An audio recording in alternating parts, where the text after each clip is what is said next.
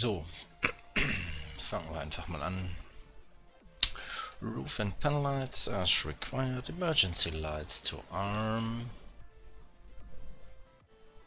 ADS and standby probe heaters sind off. Wing intake and anti-ice is off. Fuel forward transfer switch is guard and off, and after trim switch is normal. Transponder is standby. Nose and visor standby control is off and guard. Landing gear normal lever is down. Gear override is guard.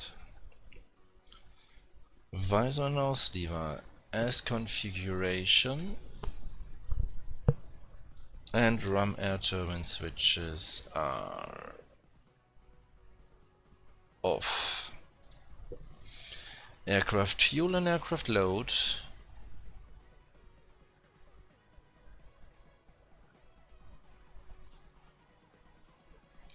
is checked. Ground power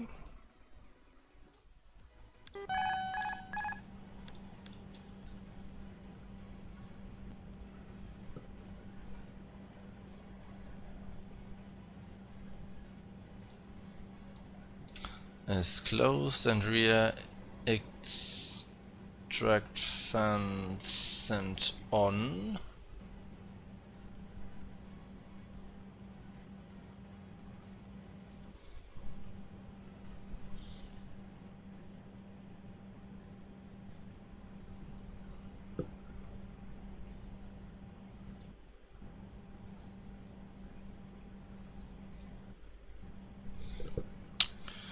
Bleed valves open and conditioning valves to on. Air data computers and on. And checking temperature 13 degrees.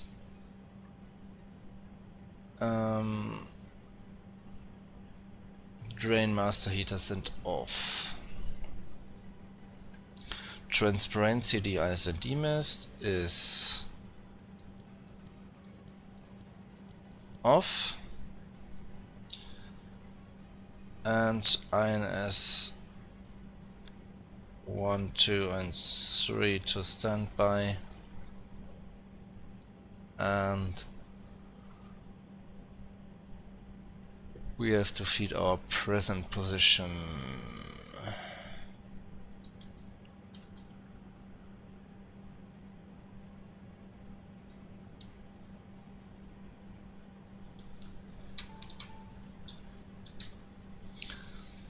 Our present position is north 48214 and east 11469.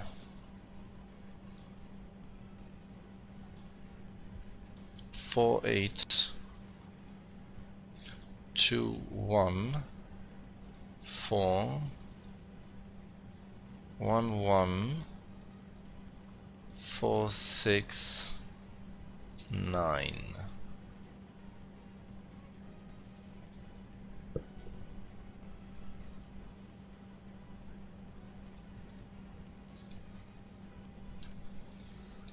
North 4 8 2 1 4 insert east 11469. Cross check 48214 48214 48214 48214 and 11469 11469 11469 11469. Present position feed cross-checked.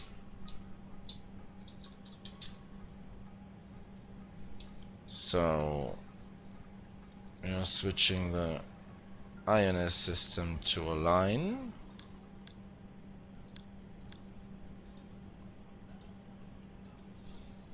And we will feed our first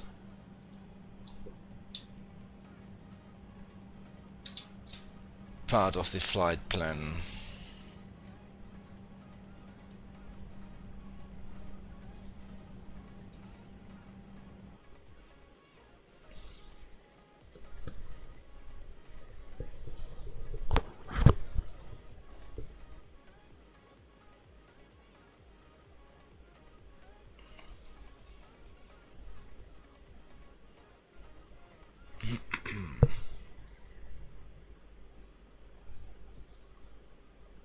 Na super, Motte im Zimmer. Die muss ich mal eben entfernen hier.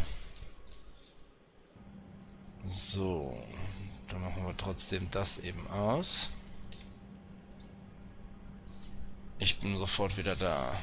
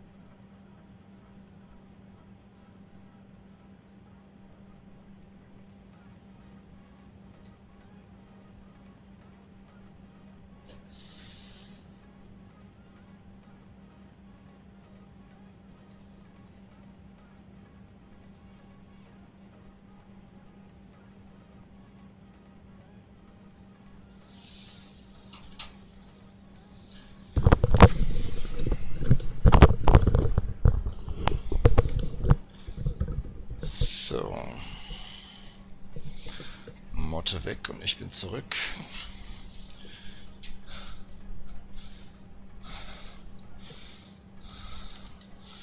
So. To watch the alignment process. You switch the INS to the upper right position. Transponder and TK system. Check.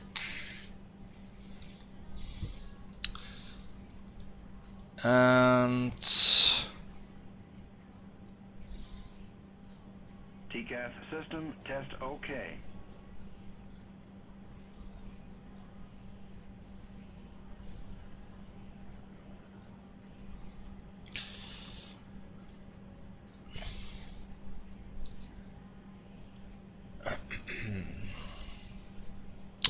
zero fuel weight. Our zero fuel weight today is 91 tons and 219 kilos.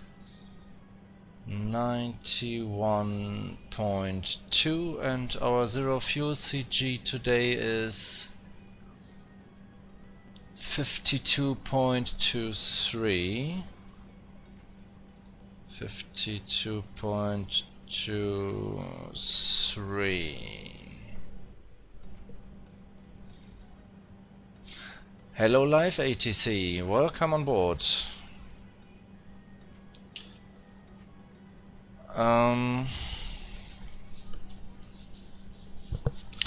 Aircraft weight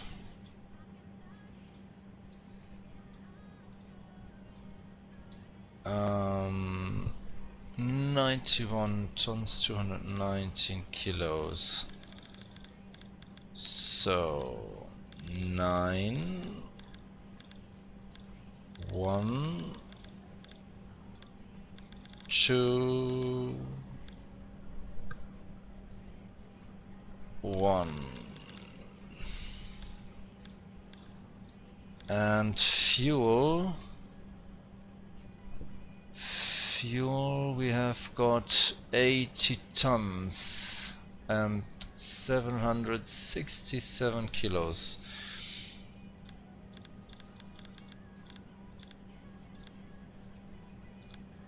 8, 7, and 6. Results at an aircraft weight and a total aircraft weight of 171 tons. That's correct. So, 0 fuel weight is set, 0 fuel CG set, aircraft weight is set, and total fuel set. Correct aircraft weight is check. Tank 9 main inlet valves to auto, override valves to off. Tank 9 pumps left and right hand to auto, DR off. Tank 10 pumps left and right hand to auto. Tank 5A and 7A pumps left and right hand off. Standby inlet valves all off. Jettison fuel bay shut and secured. Trim pipe drain is shut. Tank 5A and 7A and 7 transfer valves shut. They are. Tank 5 pump left and right hand off. Tank 7 pump left and right hand off. Tank 5 and 6 inlet valves shut. Override valve off. Tank 7 and 8 inlet valves shut. Override valves off. Interconnect valves 6 and 7 shut. Interconnect valve 5 and 8 shut.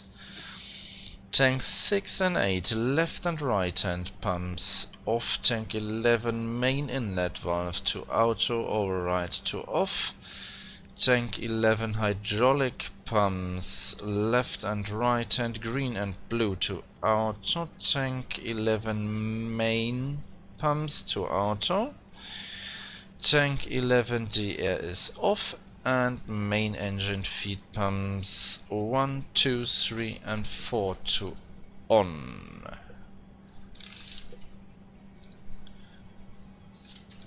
Preliminary cockpit checklist complete. Before start checklist, cockpit windows are closed. Flight control inverters on. PFC master warning cancel, anti-stall system on.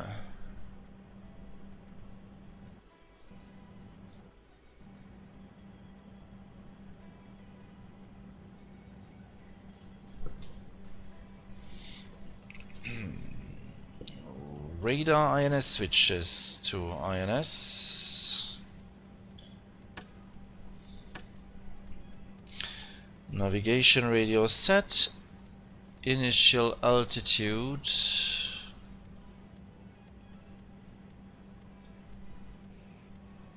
is 20 feet at the moment. Fedos FSX, welcome on board and thank you for the follow. And welcome to the other new ones. I think my watch list doesn't work properly today. Sorry for that.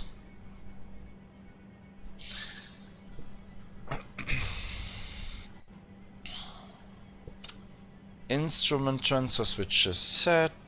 Initial altitude set. Altimeters set. So we set the second back to 500 feet. And 20 feet. And 0. QNH AA altimeter set and cross-check transponder.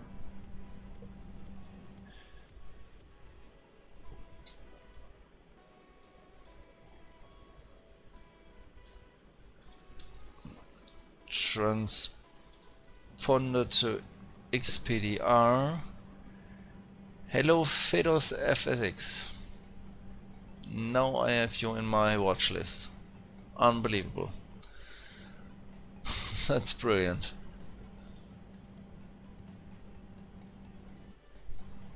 No. Anyway.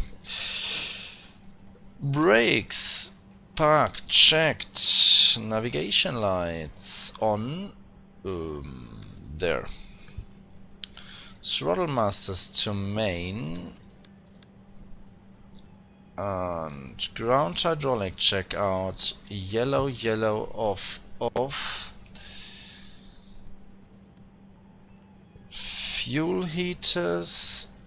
Auto. Engine recirculation valves shut and secondary air doors to auto. Batteries on.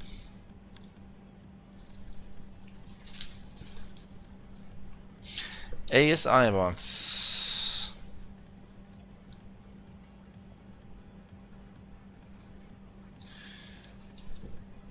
ASI box.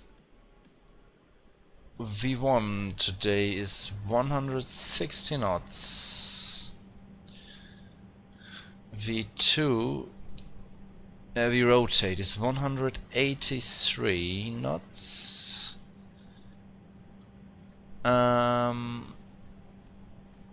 V2 is 204 and V2 plus 40 is 244. Somewhere there. Pitch will be 13.5. Here we are. Reheat placard is 4. And fuel flow bugs are 19.8. Hi Rentersat. Alles gut.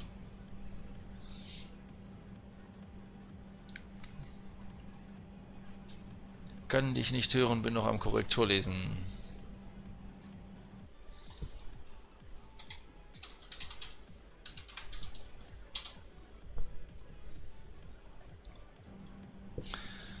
So, fuel flow bugs are 19.8 for engines 1, 2, 3.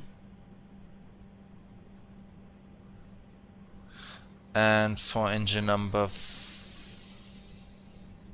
Hello Wolveric Tax, welcome on board. Engine number 4 is 19.4. Yeah. 19.4 and P7 bugs are 38.3 for engines number 1 to 3. 38.3 and engine number 4 is 37.7. Here we go.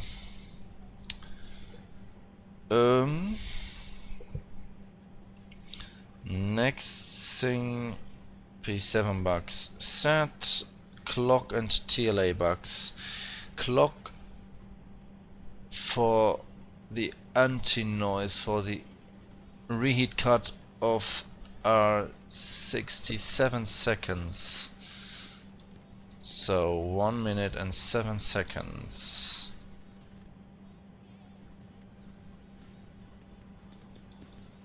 Here we go.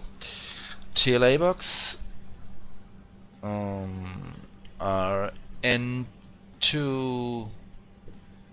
95.6. 95.6. So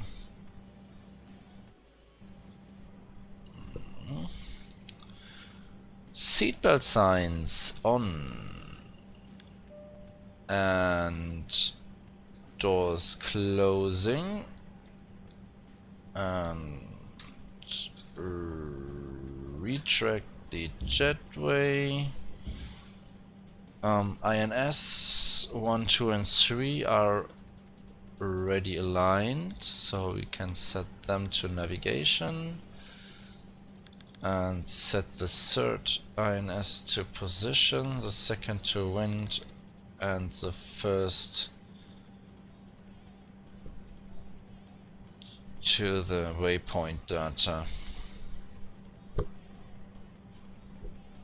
And get clearance from ADC now.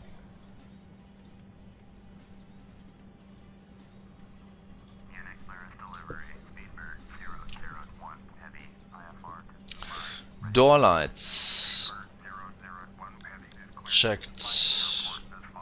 Fly runway heading, climb and maintain 9,000. Departure frequency is 118.825. Squawk 0015. 0015.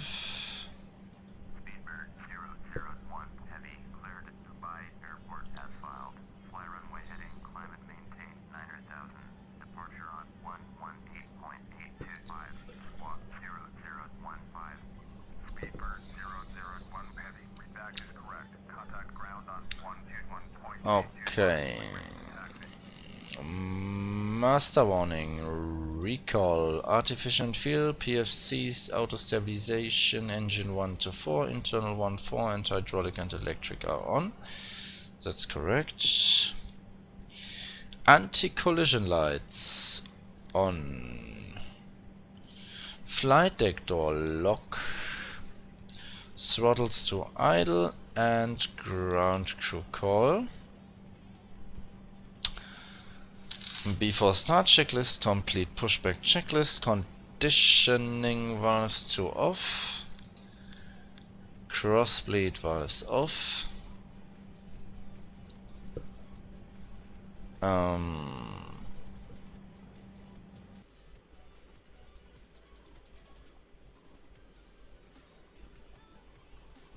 Engine 1, 4 and 2, 3 idle switches to high,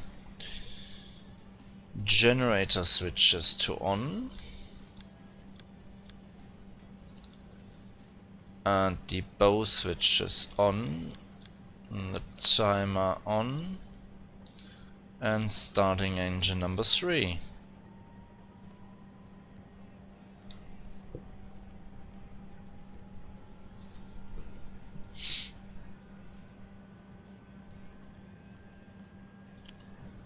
HP valve open.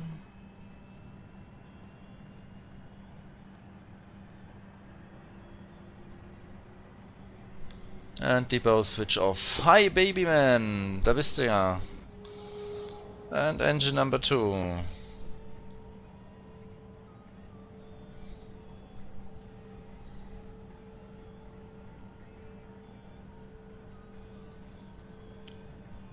So. Babyman, guck mal unten, Flugroute ist im Channel drin. Kannst du gucken, wie wir fliegen heute.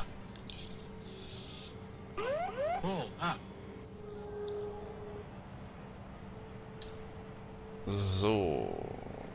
Und Hydraulics. Green and blue system on and checked. And PFC master warning cancel.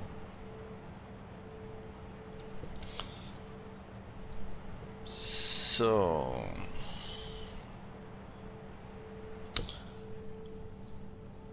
And request taxi.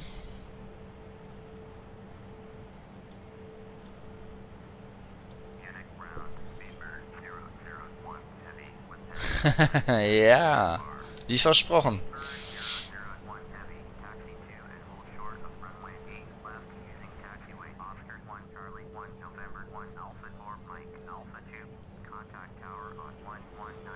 Runway 8 left.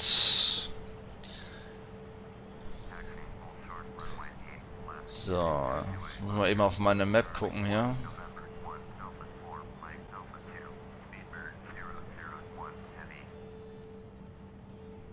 Oscar 1. Ja. Kriegen wir hin. So, dann machen wir jetzt erstmal Pushback.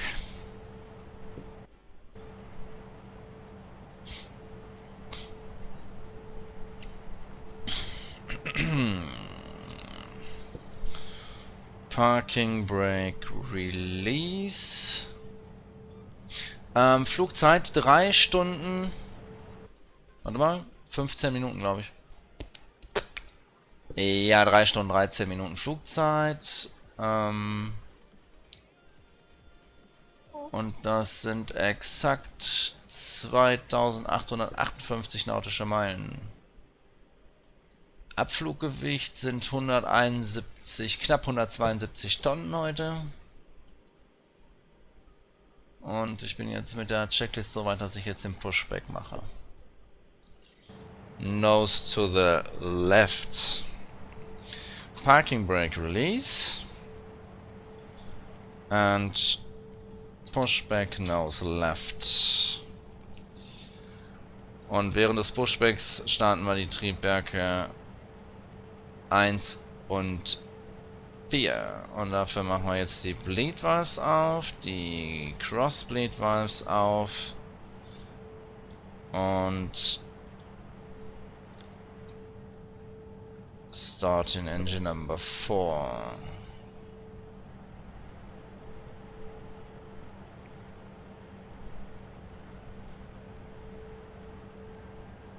Das sieht doch gut aus.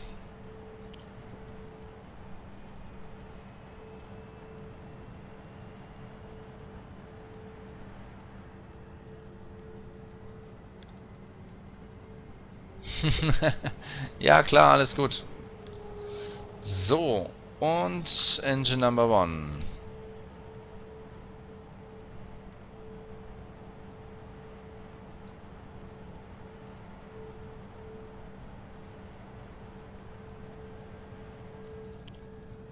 HP valve open.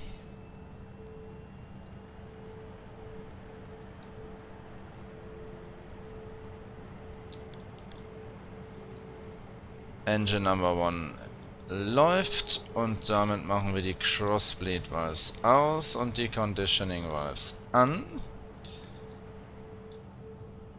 Und den Timer können wir anhalten und den Pushback können wir auch anhalten. Parking Brakes set.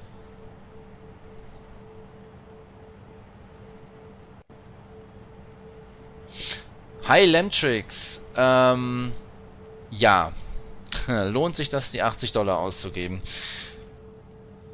Du fragst den total falschen, weil ich absoluter Concorde-Fan bin und für mich hat sich das auf jeden Fall gelohnt. Also ich würde sagen, ja.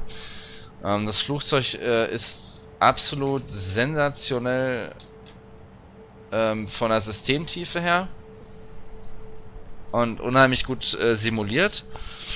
Von daher lohnt sich auf jeden Fall, finde ich. Nur man muss sich halt mit dem Flugzeug arg auseinandersetzen, weil das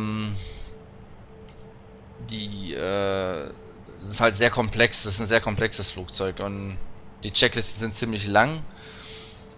Und ich würde mal sagen, die Lernkurve am Anfang ziemlich flach.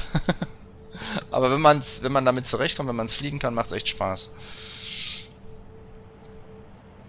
So, Pushback Checklist complete. After start checklist. Nose wheel steering.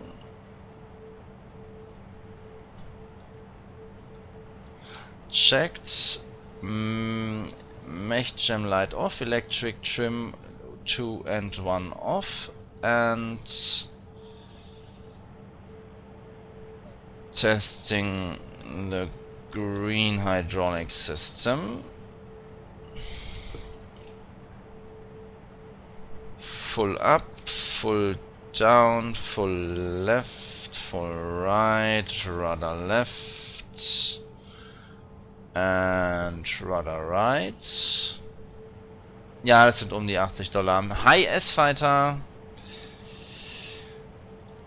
Und testing the blue hydraulic system. Full up, full down, full left, and full right. Rudder full left, and rudder full right. And neutral.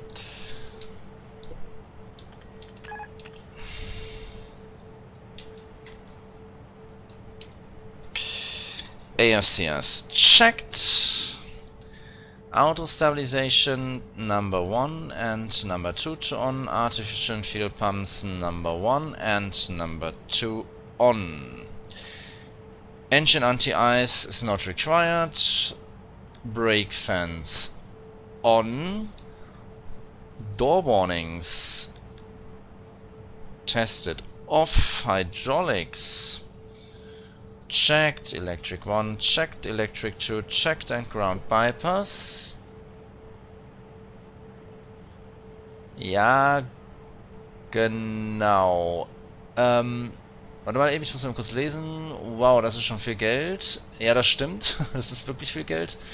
Jo, klar, einfach ist das Teil bestimmt nicht. Klar, sieht man Add-on in die Jahre kommen. Aber wenn die Systemtiefe und das Schluss an sich gut ist, warum nicht? Genau, Systemtiefe ist absolut genial. Also das passt. Das stimmt einfach. Ich glaube, da gibt's definitiv nichts auf dem Markt, was irgendwie auch nur annähernd da dran kommen würde. Und das macht FS Labs eigentlich grundsätzlich ziemlich gut. Auch bei dem A320 ist es also ähnlich gut. Genau, Baby, wir fliegen nicht über die Türkei. Wir wollen ja mit der Concorde Supersonic fliegen. Und daher fliegen wir viel über Wasser. Am liebsten das erste Stück, bis wir über die Adria sind, wird auch Subsonic sein. Also da werden wir noch unter Schall fliegen. Und erst am ersten Waypoint über der Adria werden wir dann von 26.000 Fuß in Richtung 60.000 Fuß steigen. Und dann bis auf Mach 2.02 beschleunigen. Über dem Iran da unten, das können wir ruhig Supersonic fliegen, weil das ist unbewohntes Gebiet. Da ist außer Kamelen nicht viel zu finden. So. Engine number 1, 4 and 2, 3 idle switches to low. Engine number 4 limiter to 88% for the takeoff. And engine control schedule checked is by flyover. And tank 11 load limit fürs CG.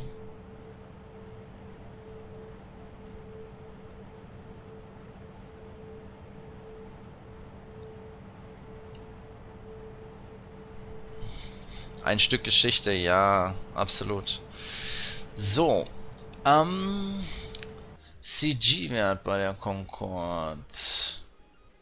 Wenn Emirates eine Concorde kaufen würde, ja, warum nicht? Solange die wieder in die Luft bringen, ist mir das alles recht. Hauptsache das Ding fliegt wieder. Die wollen übrigens eine Concorde 2019 wieder in die Luft bringen für die Airshow in Le Bourget.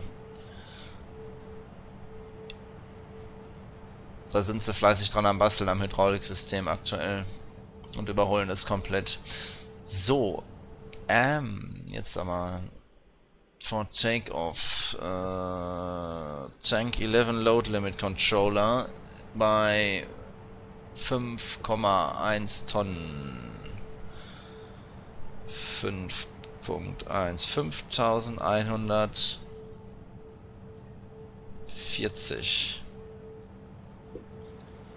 5140. After trim switch to after. And here we go. Nose down to 5 degrees. Schade, dass es die nicht mehr gibt, aber wenn es zu teuer ist, ja, absolut unwirtschaftlich.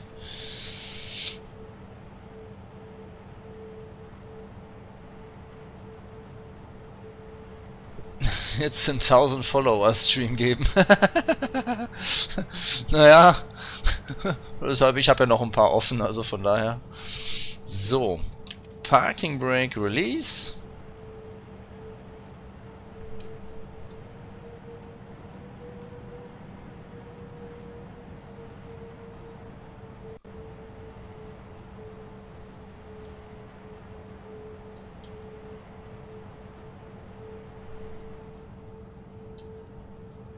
Hängt sich da gerade mein FSX auf hier?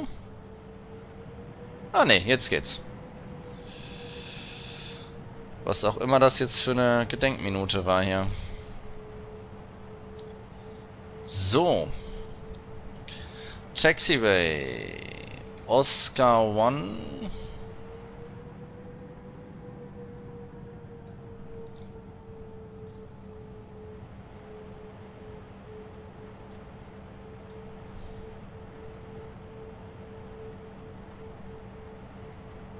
Da sind wir drauf. Dann Sierra 1. Das ist hier links.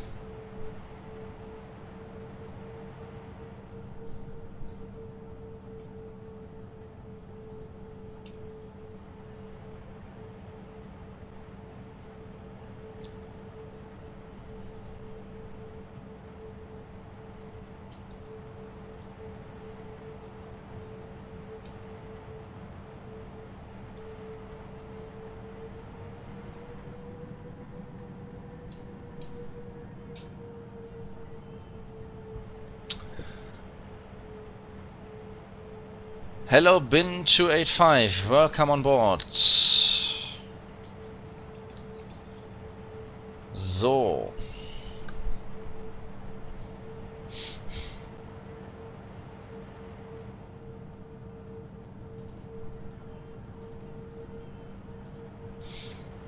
Tja, das Problem ist, dass FS Labs mit der Concorde leider nicht viel Geld verdient. Und es deswegen im Moment auf jeden Fall nachrangig nach dem A320 kommt. Und wenn wir Glück haben...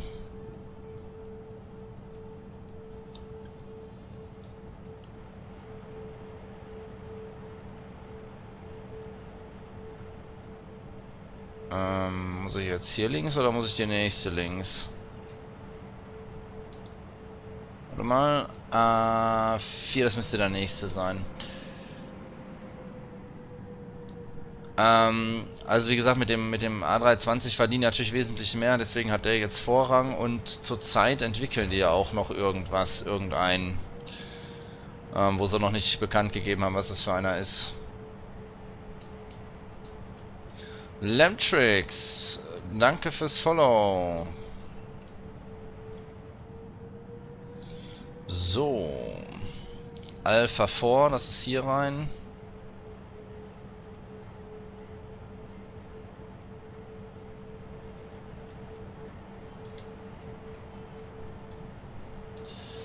So, jetzt haben wir noch ein bisschen Zeit für Checkliste. Oh, Brakes checked, Flight Instruments checked, no flags, Flight Controls checked, lights off, Anti-skid, Anti-tire lights are off, Trims. Set.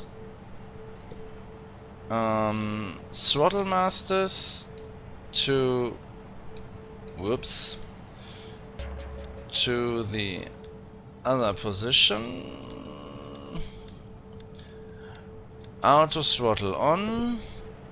Samcool747, danke fürs Follow, thank you. And welcome on board. Drain master heaters on, preservation static heaters on, and ADSN standby heaters on. So. Dann geht's hier weiter. Ne, da nicht. Da. Ram spill master switches to auto and guard. Hydraulic lane switches to auto and lane switches to lane A. And die Reverser. Einmal check. Buckets are closing. Moin Sam Cool.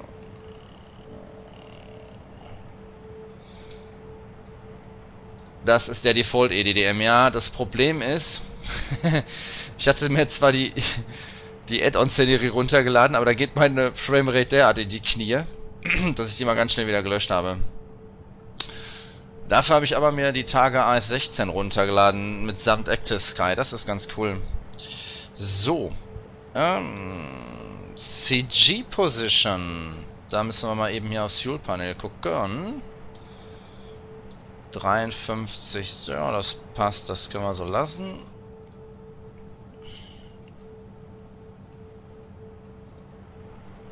So, dann machen wir erst hier unseren Taxi fertig.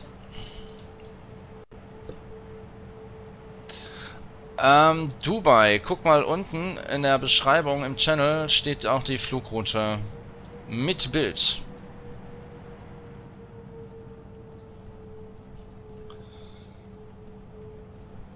Ich hab Active Sky an, ja.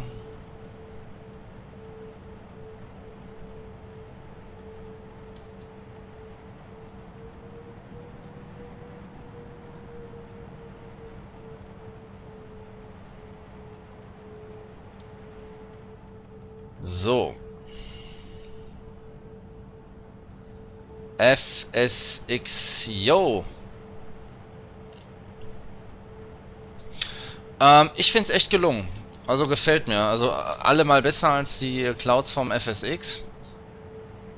Und bis jetzt, also ich habe jetzt 2 Flüge hinter mir, scheint es nicht allzu sehr auf die Frames zu gehen. Na, mal gucken. So. Low Pressure Protection armed. Load Limit Controller, Tank 11 to Climb Value. 10,5 Tonnen sind das. 10,5 Tons. Damit wir den CG gleich nach hinten kriegen während des Steigfluges. So, haben wir. Tank 5 and 6 inlet valves to auto. 7 and 8 inlet valve to auto. Engine feed pumps all on. Tank 5 and 7 pumps left and right hand on. Tank 6 and 8 pumps right hand on. 10 and 11 GR on. 5A and 7A pumps left and right hand on. Und dann haben wir noch das PFDIS. Das sind... Was ist bei der Concorde MTOW? Knapp 95 Tonnen. Heute haben wir 91,2... Ah, nee, gar nicht wahr. 195 Tonnen ist maximal Takeoff und heute haben wir 171 Tonnen. So, PFDIS sind 2805 nautische Meilen.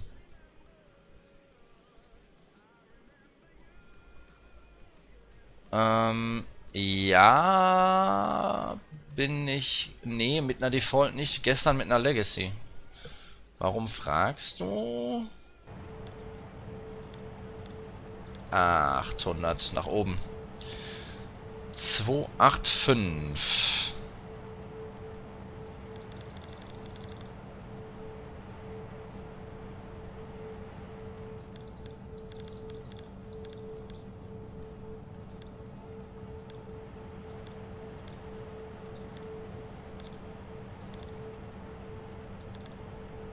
So.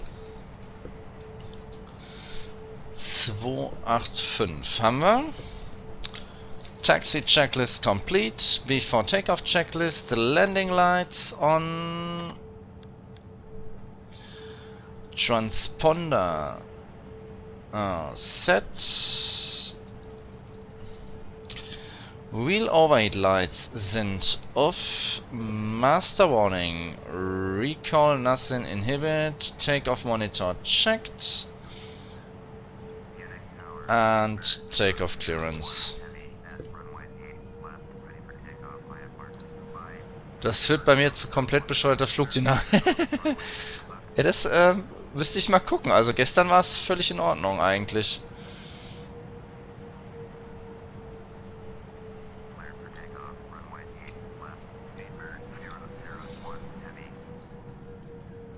High Upgrade 43, welcome on board.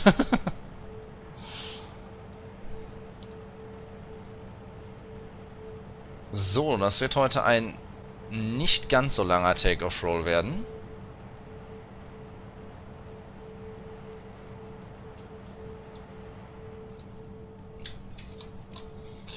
Naja, das habe ich schon mal besser hingekriegt. Aber was soll's. Reheats on.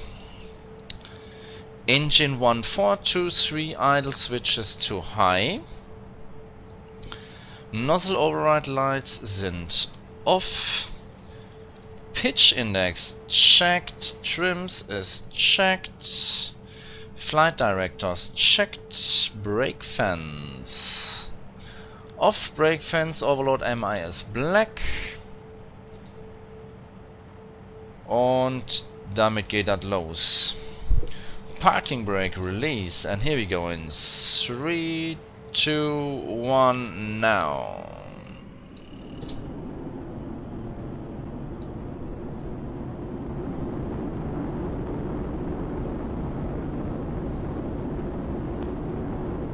Airspeed building.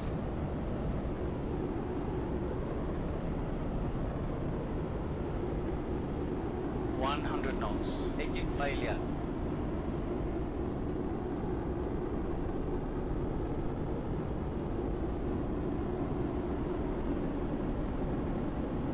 V1.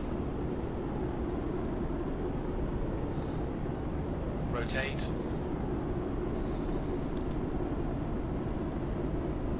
V2. Positive climb. Gear up.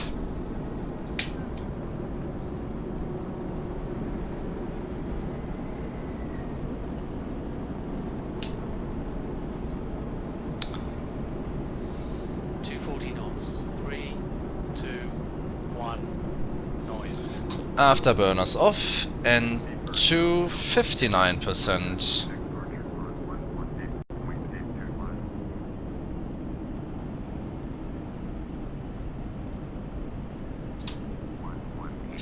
Landing gear normal lever to normal. Master warning, recall landing lights off.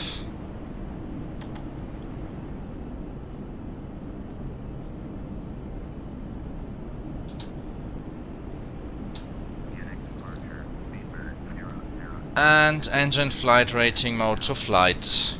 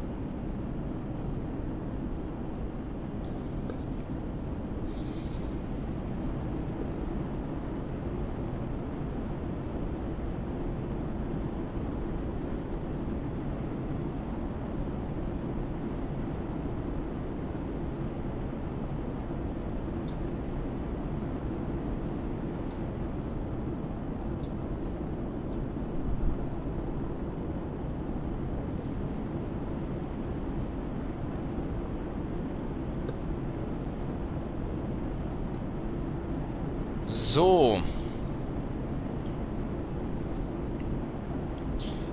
Das sieht schon mal ganz gut aus hier. 7000 Fuß, N2 to 101%. And at 8,000 feet we will give full thrust.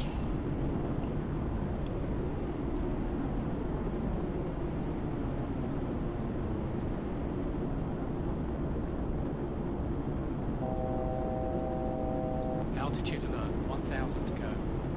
Here we go.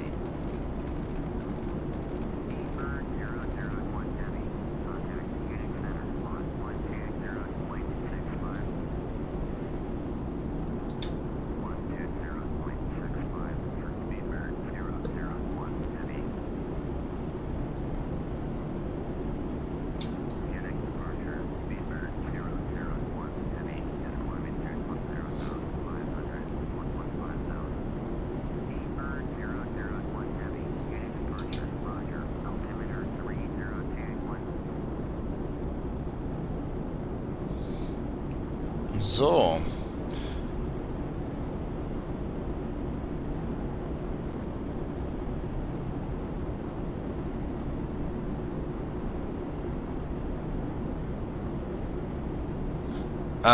Genau, VOA. Du hast aber auch ein INS-System, wo du GPS-Koordinaten eingeben kannst. So, 10.000 Fuß, weiß Nose and Visor ab.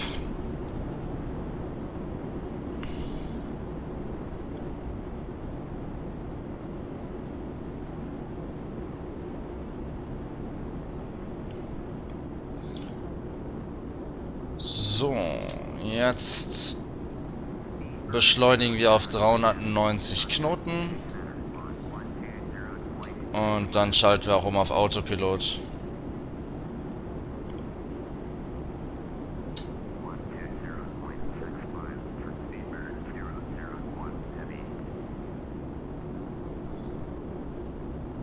Ja, das ist aber nicht so schwer, VOA zu fliegen.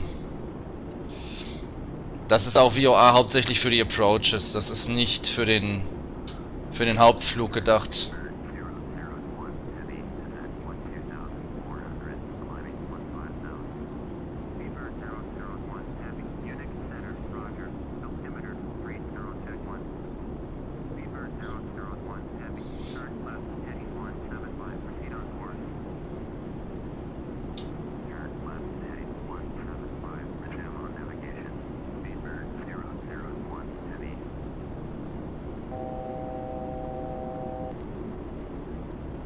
Altitude alert, 1,000 to go.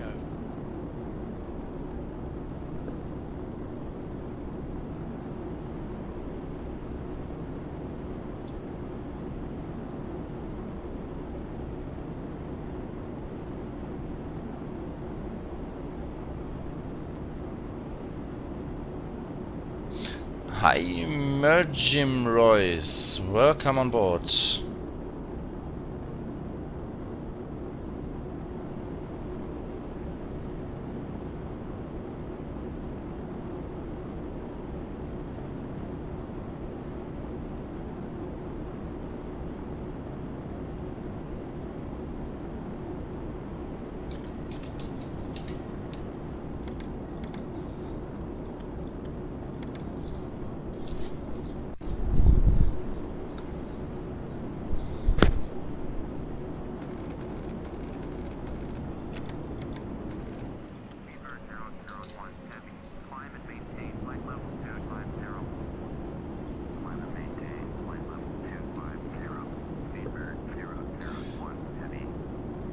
Die Strecke müsstest du eigentlich mit dem Emirates A380 fliegen. Richtig. Das stimmt.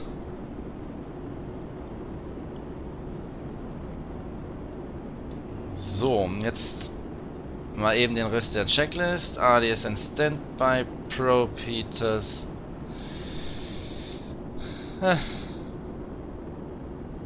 to on. Speedbird 001 heavy. Contact Vienna Center on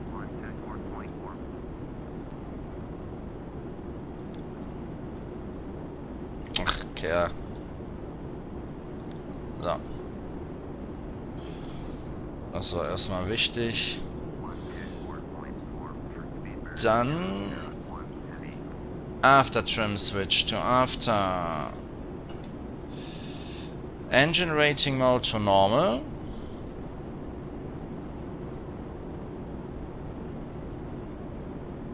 Vienna Center, Speedbird 001 heavy. Ich hoffe ja, dass FS Labs den A320 rausbringt jetzt. Den A380.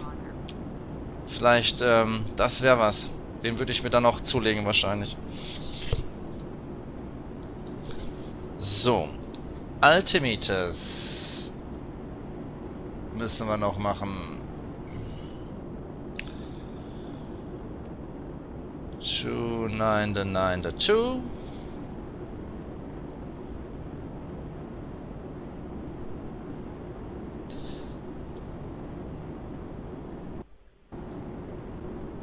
Dann brake fans off, take off CG switch hammer, engine control schedule normal, secondary nozzles modulating, seatbelt signs lassen wir mal an, taxi turn lights off,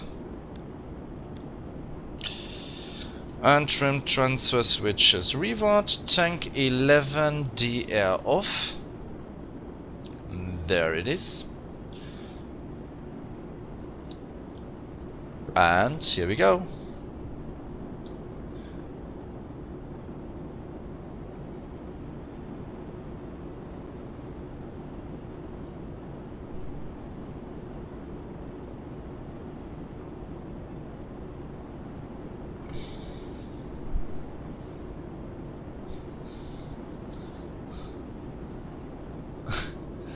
Meinst du, dass das FS Labs wird noch dauern? Das dauert bei denen immer, aber dafür sind die Flugzeuge auch absolut geil, wenn sie fertig sind.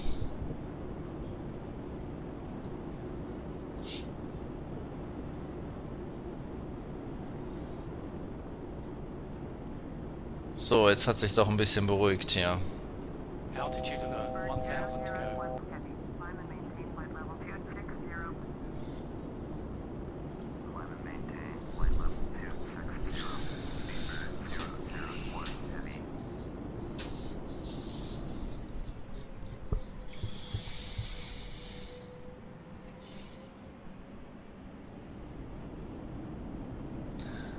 Hi Steeper, welcome on board.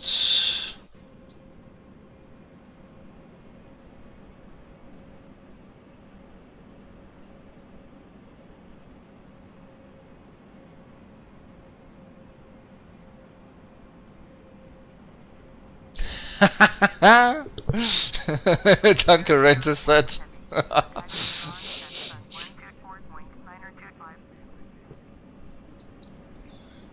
Going to 124.925. Speedbird 001 heavy.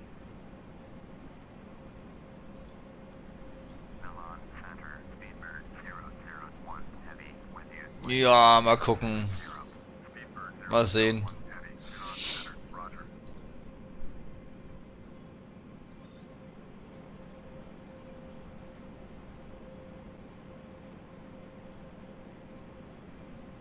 Gute Nacht, Rent-A-Set.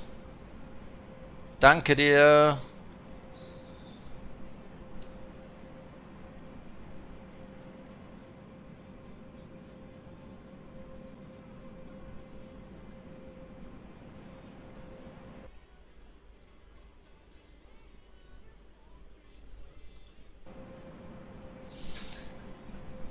Ja, komm, wir können ja mal hier mal... warte mal, ich muss aber einmal eben den Fuel Trim Vorgang hier beenden. Dann können wir mal eine Outside View machen hier.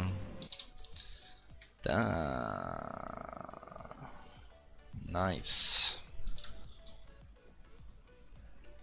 Also für FSX-Verhältnisse sieht das gar nicht so schlecht aus, finde ich.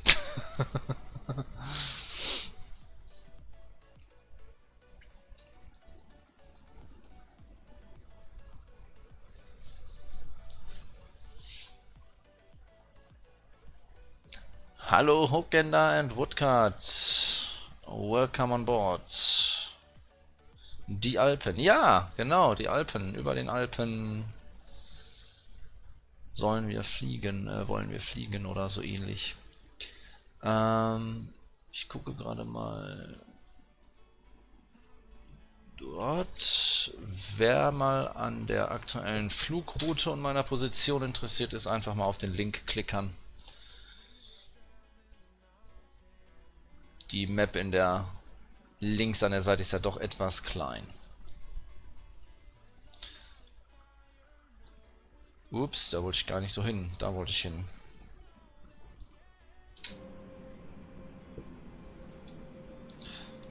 So, im Moment fliegen wir mit 395 Knoten auf 26.000 Fuß. Und das wird noch so bleiben, bis wir bei Waypoint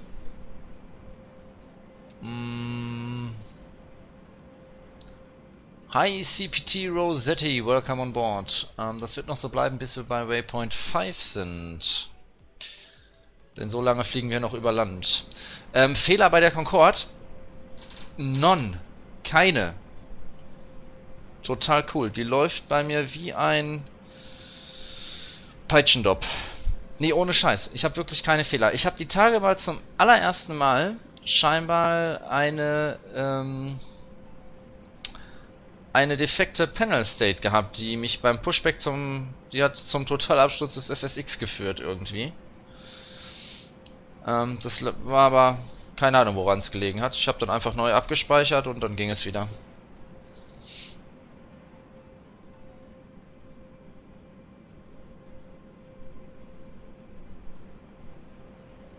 Also von daher habe ich da keine Probleme. Das Einzige, was man bei der Concorde ehrlicherweise sagen muss, das ist ein ziemlich frame-hungriges Flugzeug. Ach so! Ja, habe ich noch nie simuliert. Ich hatte mal, das war aber eher so ein INS-Systemfehler irgendwie, dass mir mal so ein INS mal ausgefallen oder so Kleinigkeiten. Oder mal irgendwie so eine Tür hier offen gelassen nee, das war glaube ich ein Cockpitfenster oder so, dann habe ich Low Pressure gehabt, solche Sachen, aber jetzt nichts. Ich habe es mir nicht einprogrammiert, könnte man aber machen. Weiß aber nicht, ob ich das wirklich will. Aber dafür kenne ich die Checklisten auch nicht. Da müsste ich mir erst die passenden Checklisten besorgen. Wobei, ich habe das Original-Checklistenbuch hier liegen.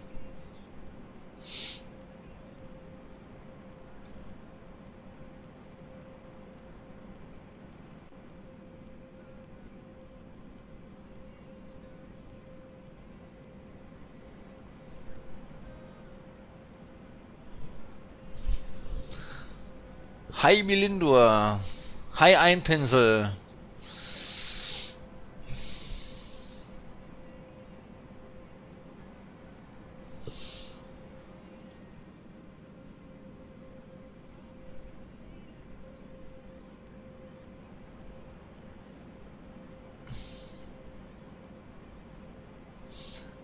Hallo Chris.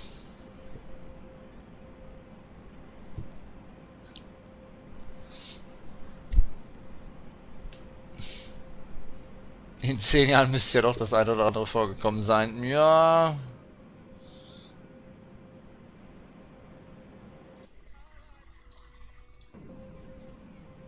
Ups. Alles gut. Hi Greenhopper.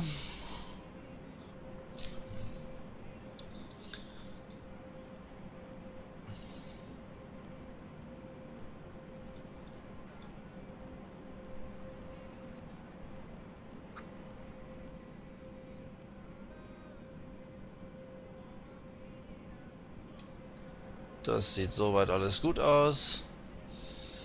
Hi Proximus, Abend.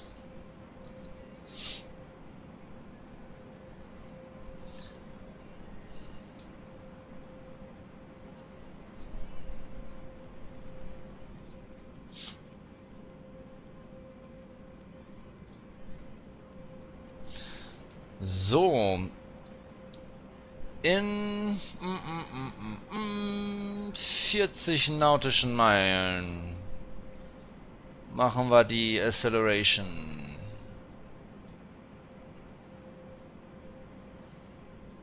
Und dann geht's rauf auf 60.000 Fuß.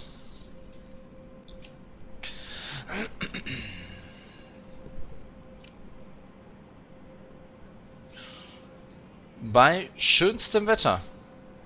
Ein Traum. Das wird was. Nabend Adenis. Welcome on board.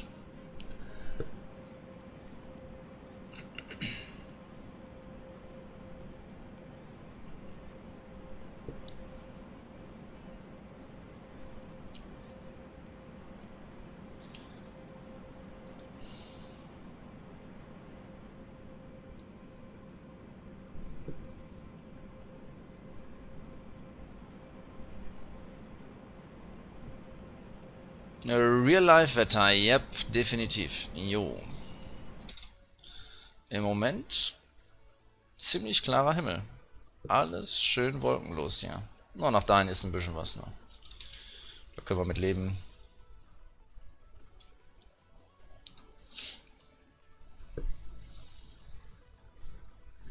Schauen wir mal.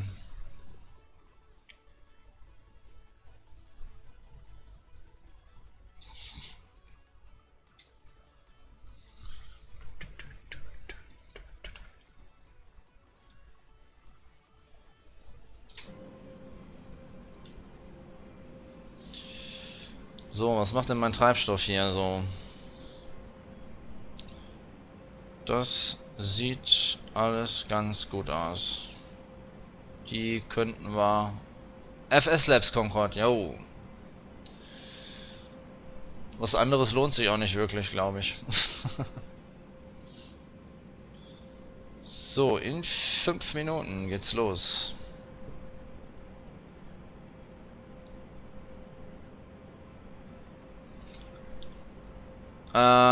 Sehr komplex, sehr komplex.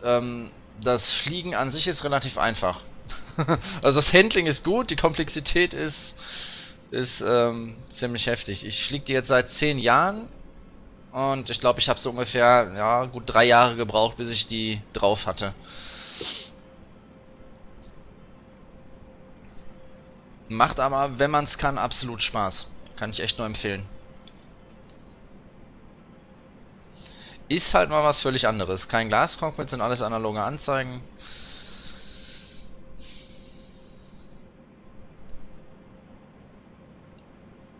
Macht Spaß.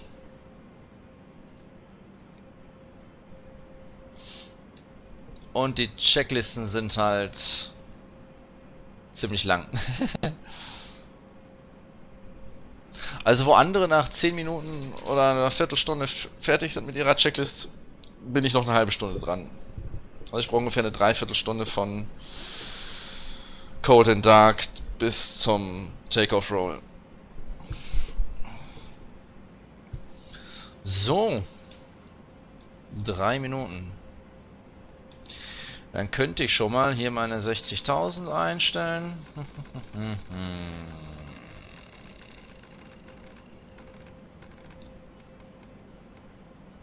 Exakt. 3 Jahre, ja. Moin. So, Engine Flight Rating stimmt. Secondary Airlines sind auch okay. Und dann trimmen wir gleich nach hinten. CG ist 55.1, das ist zurzeit okay.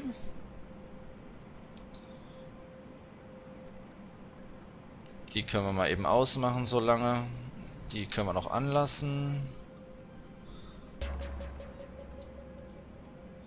Ich merke schon, Gott, 10 Jahre. Ich fliege regelmäßig.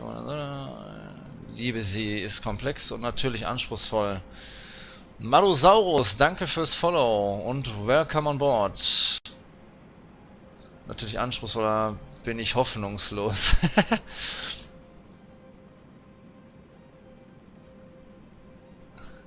Ja, das, also Es geht aber, irgendwann hat man es halt. Es ist einfach, es ist wie mit jedem anderen Flugzeug aber auch. Setz mich in der A320 und ich bin auch hoffnungslos verloren. Also.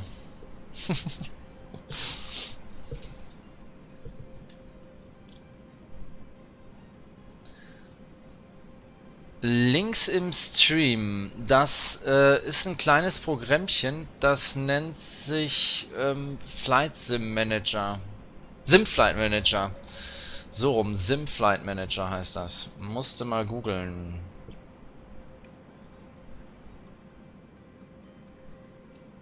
Danke Einpinsel fürs Follow. Dankeschön.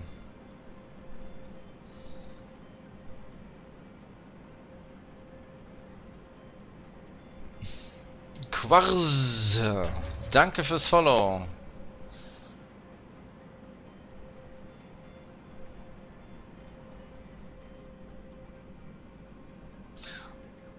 Und Adedis, danke fürs Follow. Dankeschön. So. Jetzt haben wir gerade Waypoint Labine überflogen und jetzt machen wir mal hier Acceleration. Also. IAS Hold, Alt ACQ, Full Thrust. Dann warten, bis sich die Pitchrate stabilisiert hat. In der Zeit machen wir mal hier After Trim Switch to After. Tank 7 Pumps machen wir wieder an. Und Reheats 2 and 3. Dann machen wir Pitch Hold and Reheats 1 and 4. Und jetzt machen wir ein bisschen Pitch Up.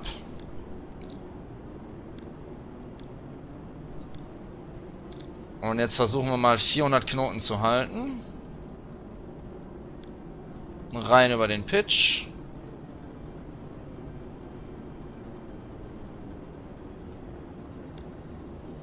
Ungefähr.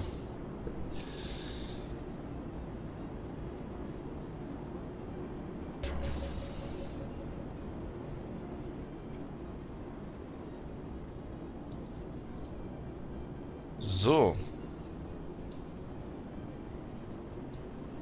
Machmeter sagt...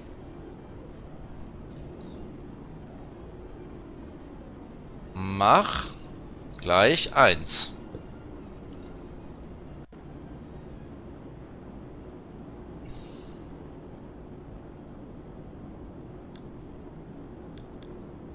Und einmal auf die Pitchanzeige gucken, das ist die Druckwelle. Da gehen wir durch. Gleich geht's wieder nach oben. Also wir pitchen nicht nach unten, sondern es ist rein die Druckwelle, die am Flugzeug vorbeizieht. Welcome to Mach 1, gentlemen. Preservation static heaters off.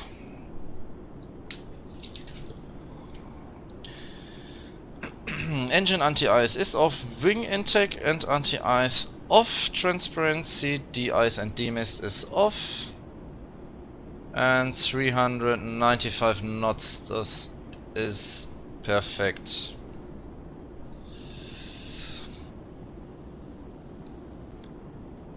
So, Mach 1.04 Max Climb. Und den Rest macht das Flugzeug jetzt von alleine. Und jetzt müssen wir nur auf unseren CG-Wert achten hier. 56,1 und der geht nach hinten bis auf 59. Passt. Ja, die Mach 2 kommen ja gleich. Wir steigen ja, wir steigen ja. Aktuell mit 2000 Fuß pro Minute.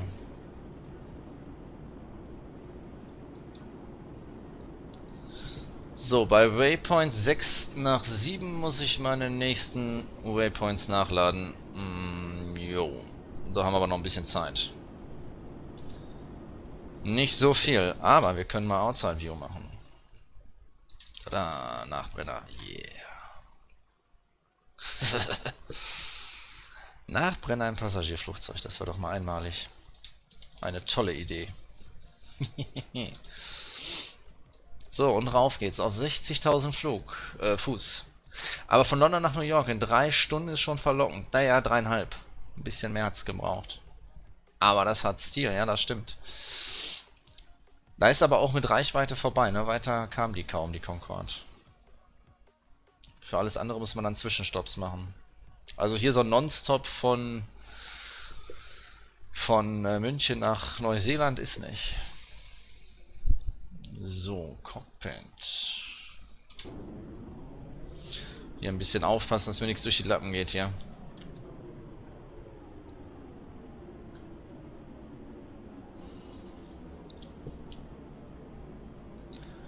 Mach 1.1 haben wir passiert. Da müssten Secondary Nozzles 0 to 5 degrees. Das ist der Fall. Checked. And Nozzle Override Lights is off. Perfekt. Und bei Mach 1.3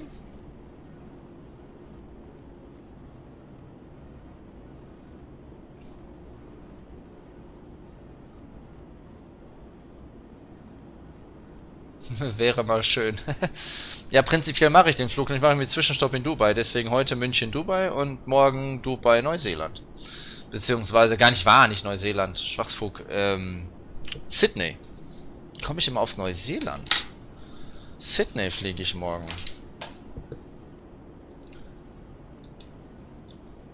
So, Mach 1.3. Air Intakes. Da sind sie. Sind schon offen. Perfekt.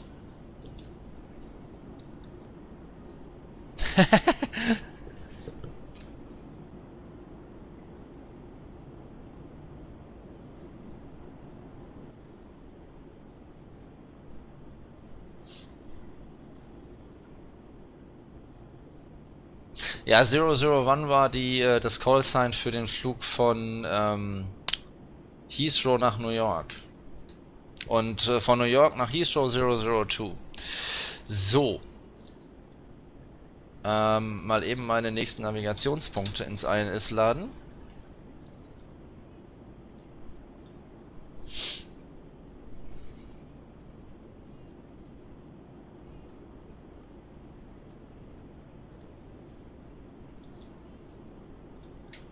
Erledigt. Sonst fliegen wir nachher wieder zurück. Das muss hier noch auch nicht sein.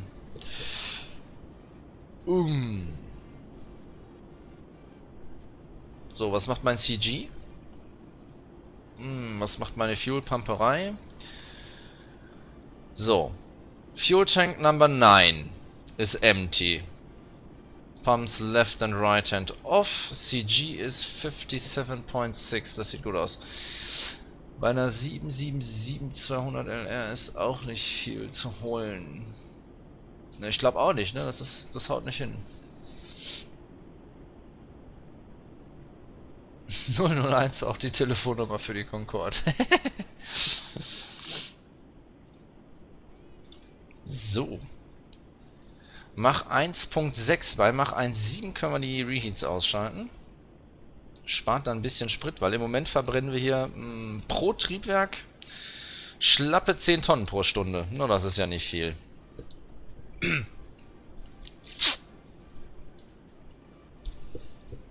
Also.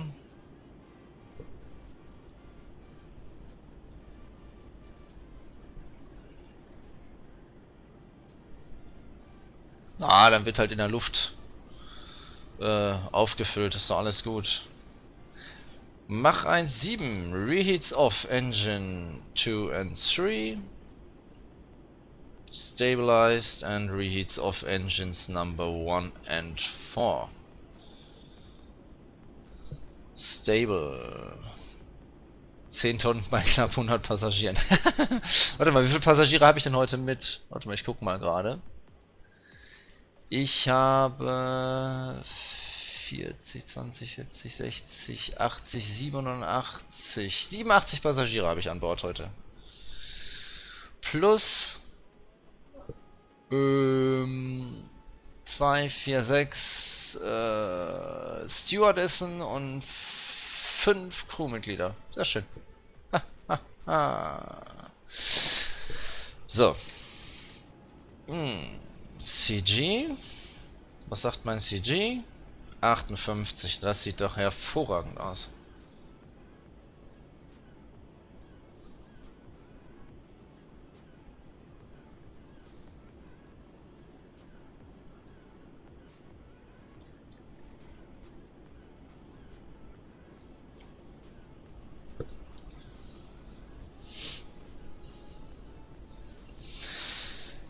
Ja.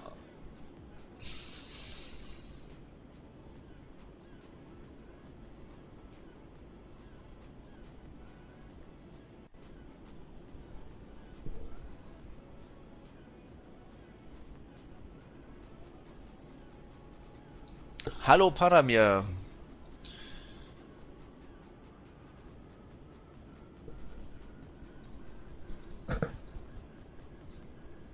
Na, deswegen landen die alle in Dubai, weil die halt nicht bis da runterkommen. Die machen ja alle in Dubai diese Zwischenlandung da.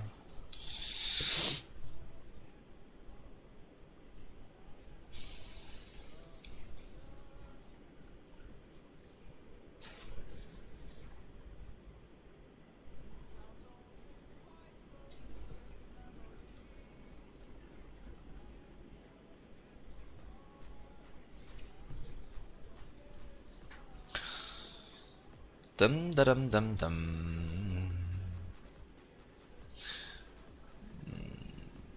58.4. Sieht doch gut aus.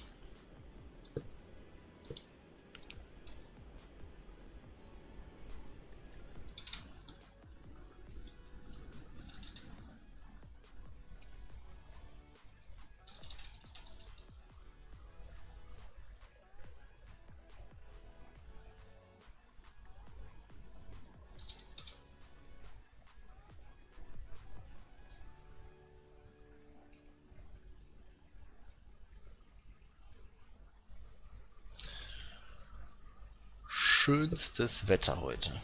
Das ist ja richtig schick. Nur da hinten sind so ein paar Zusselwolken da. Dort. Da, dort. Naja. Da kann man mit leben.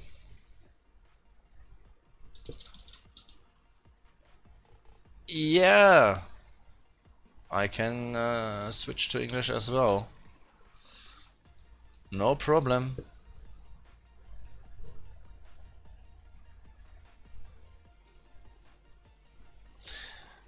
Going back to the cockpit. Before I miss something though, I have to look at my CG. 58.8 and tank 10 is nearly empty, that's perfect.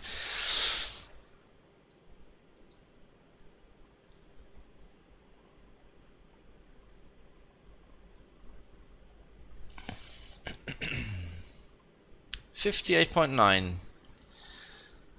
Brilliant.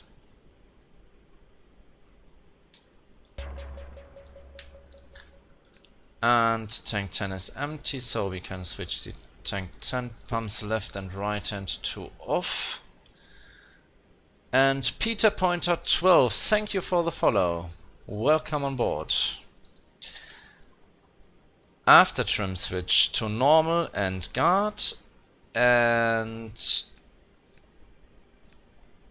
after trim switch to after, and transfer those 5A and 5, 7A and 7 to on, and trim pipe drain to open. Perfect.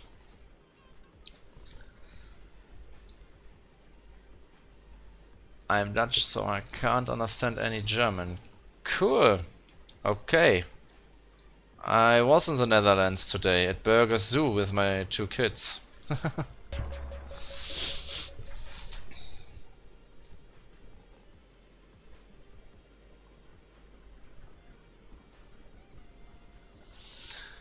Fariko Biway, thank you for the follow.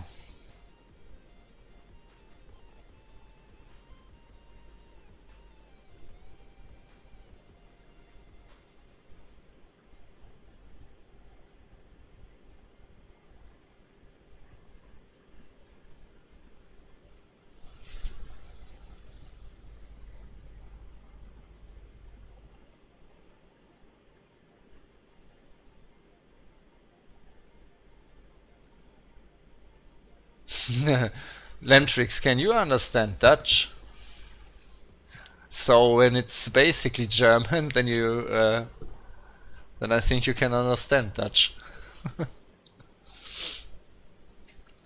So Mach 1.93 at 48,000 feet. Nice.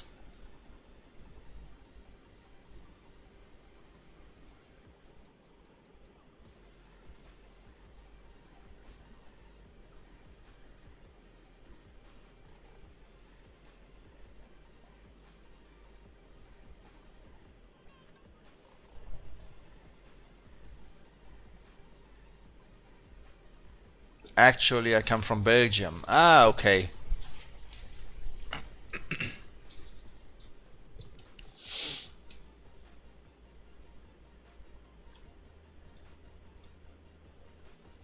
So, CG 58.9. That's good. And tanks 2 and 3 are full. Tanks 1 and 4 are full. And we are nearly... There's a bit more, that's less, that's more, that's less. Yeah. Nearly balanced, that's good.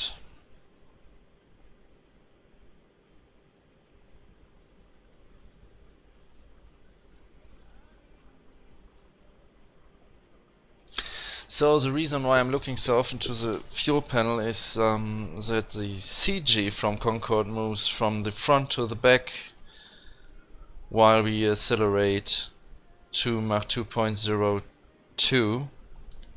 At the takeoff the CG is 52.5 to 53, and at Mach 2.02 the CG has to be at 59, and for the landing the CG has to move to the front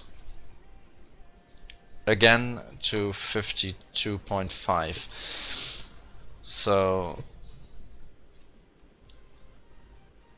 Flying Concorde is pumping the fuel from the front to the back and back to the front.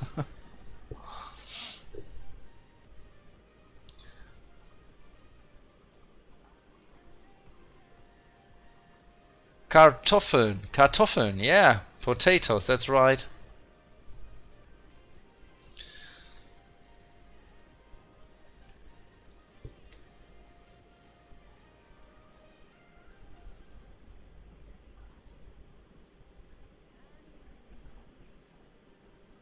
So, tank 11 load limit controller to 0. And tank 9 load limit controller to 1000 kilos, that's for the landing. So to match the right CG for the landing we have to pump 1 tons of fuel into tank 9. So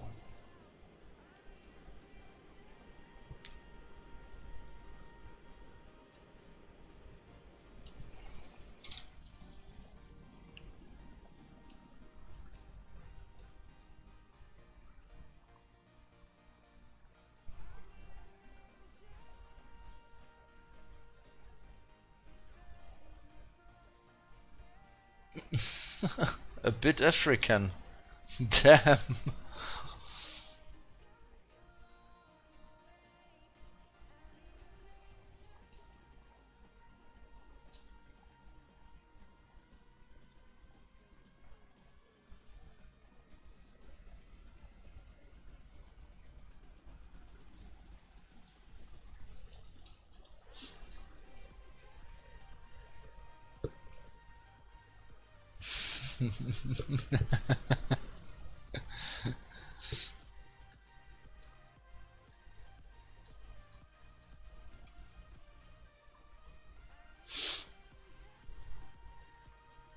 That's very important.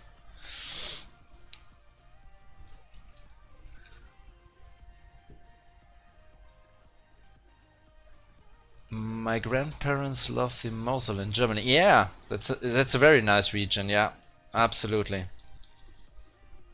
I went there for holidays. Well, sometimes.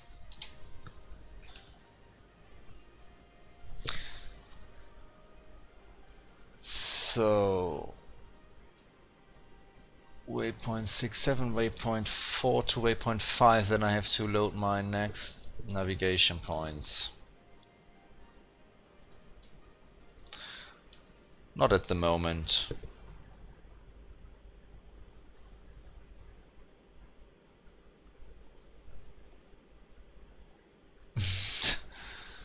Now I even learned a bit Dutch.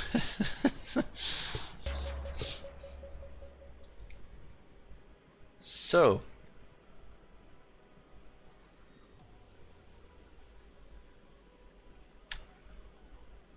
Liquidino,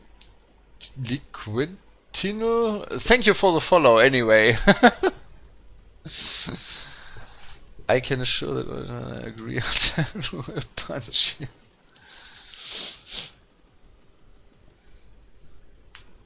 Yeah. So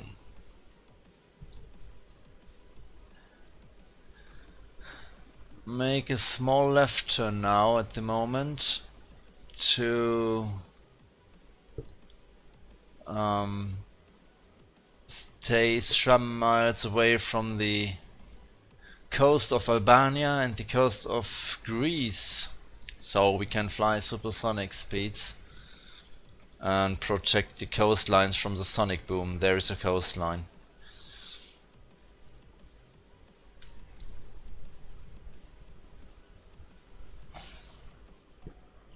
Why not in the kitchen? The kitchen is the best place. So let me take a small look at my 13 fuel tanks now. Tank 5A and 7A are nearly empty, that's good. CG is 58.8, that's good too. Yeah.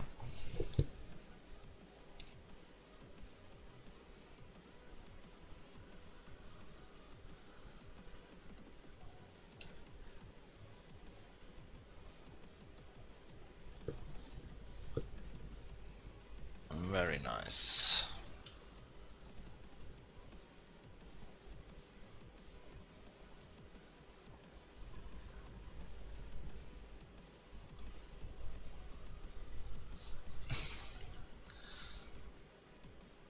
Here we are. That's the coastline of Albania on the left side of the airplane.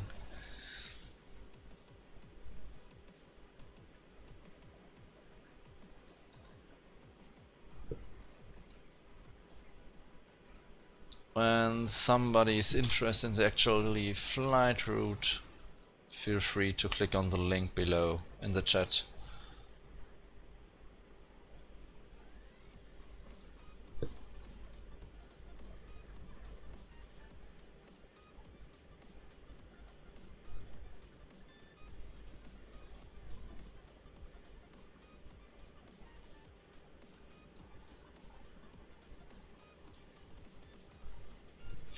On the right hand side, we actually can't see it, is the coastline of Italia.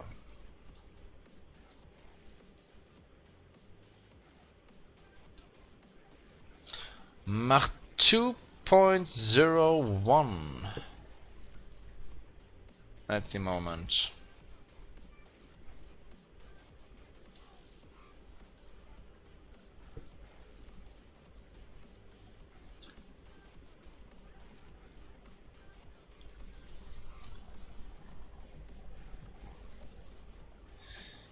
Hi Yo-Yo Boy 79.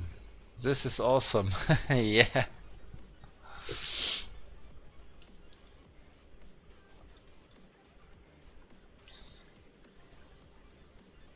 tank 7A and 5A. 7A 420 kilo, 5A 600 kilos, that's very good.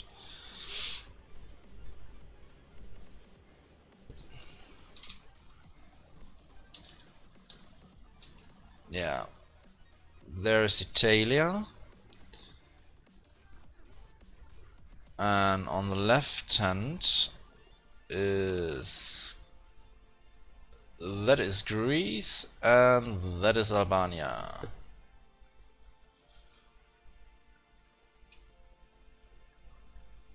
Gibt es bei Mach 2 noch einen Sonic Boom? Doch, den gibt's immer. Und zwar, was viele Leute nicht wissen, der Sonic Boom ist eigentlich dauerhaft. Würdest du nämlich genauso schnell am Boden entlang rennen, wie das Flugzeug oben in der Luft fliegt, würdest du ein kontinuierliches Dröhnen hören. Deswegen ist es eigentlich nicht nochmal, sondern es ist ein kontinuierlicher Knall. Nur wenn du am Boden stehst und das Flugzeug fliegt vorbei, kriegst du den halt nur einmal mit. Wenn du aber genauso schnell mitlaufen würdest, wie das Flugzeug fliegt, würdest du den Knall die ganze Zeit hören. Also ist es ein kontinuierliches Bumm. Also es ist nicht nur beim Durchbrechen der Schallmauer der Fall. Das ist, ne?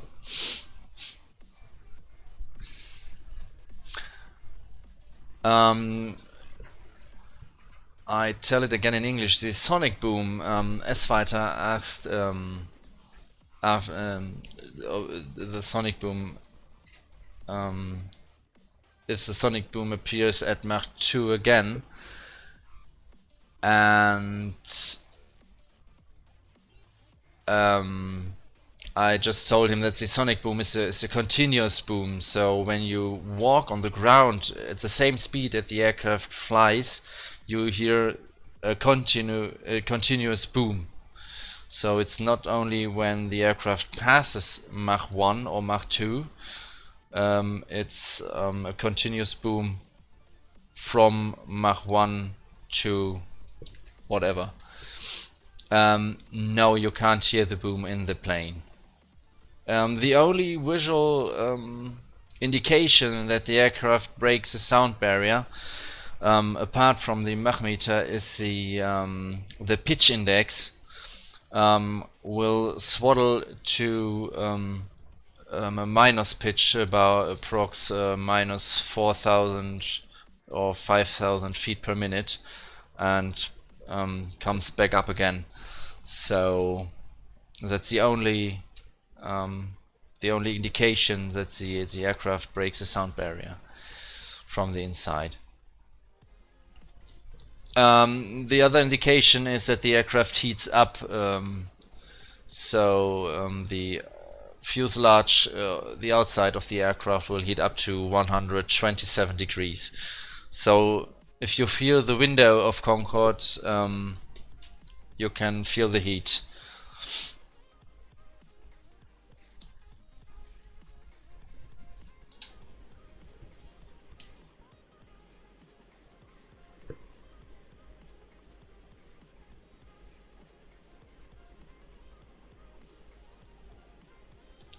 Wenn man am Boden steht und die Concorde über einem Mach 2 erreicht, hört man dann nochmal einen Sonic Boom. Den hörst du eigentlich die ganze Zeit, also sprich, ab dem Punkt, wo die Concorde Mach 1 fliegt, produziert die einen Sonic Boom. Kontinuierlich, die ganze Zeit. Bei Mach 1, bei Mach 1.1, bei Mach 1. Also von bis, wirklich, bis sie wieder unter Schall fliegt. So lange produziert die diesen Knall. Thank you, Yo-Yo Boy, for the follows. Thank you. Thank you very much. Also wenn du so willst und die Concorde erreicht Mach 2, dann hörst du den auch, ja. Das ist aber dann egal, wo du stehst eigentlich. Also du musst nicht genau an dem Punkt stehen, wo sie Mach 2 erreicht, sondern du kannst auch überall anders stehen.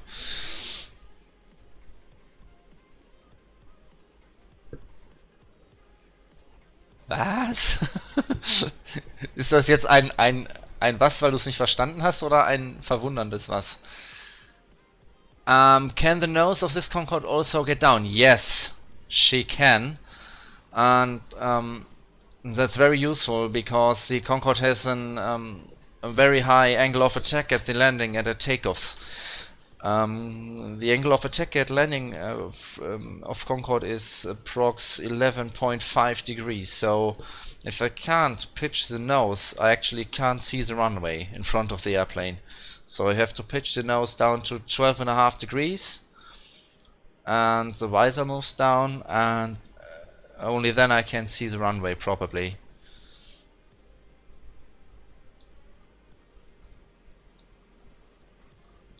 Das muss ich jetzt nochmal nachlesen. Ja, lest das mal nach, das ist aber wirklich so. Das ist nicht ein partielles Ding, dieser Sonic-Knall. Das ist wirklich ein... Deswegen durfte die Concorde halt auch nur über Wasser oder über unbewohntem Gebiet Überschall fliegen und nicht über bewohntem Gebiet.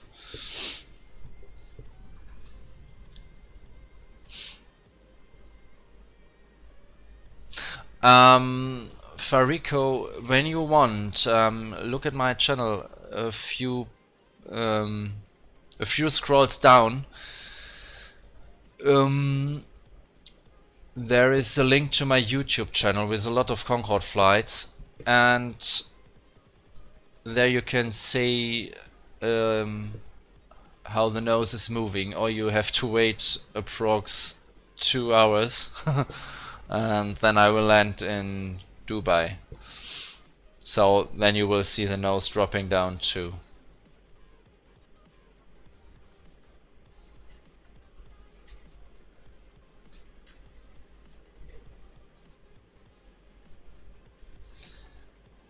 Yeah, many people don't know the thing with the sonic boom. Most people think if the aircraft passes Mach 1, a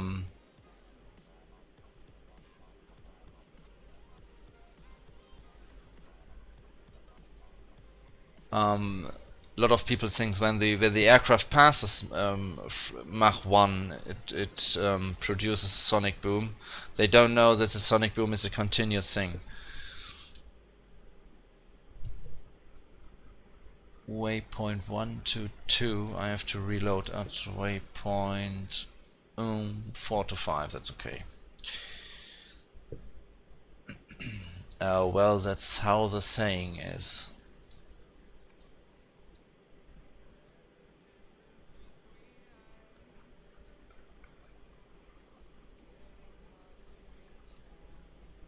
That's always so funny to see a band in a band between the cockpit and the passengers. I don't get it. A band in a band? What does you mean?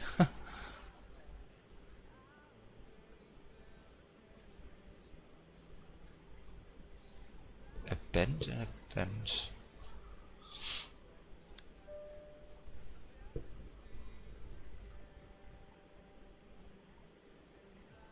A bend in a plane.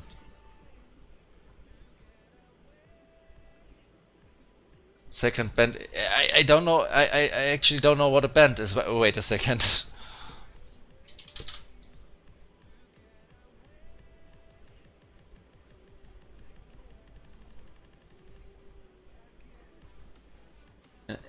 Ja, nein. Das ist... Nein.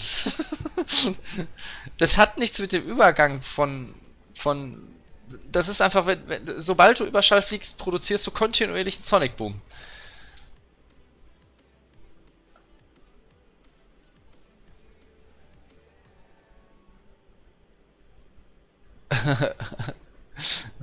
Welcome back, Dennis. Did I miss anything? When were you gone? Oh yeah, I described actually the thing that Concorde makes a sonic boom. I think you know that Concorde made a sonic boom. So, but many people don't know that the sonic boom is a continuous thing. So, from the point of Mach 1, Concorde produces continuously a sonic boom. So it's you can stay anywhere where you want on the flight track and you will hear the boom. Okay, ich sag jetzt nichts mehr.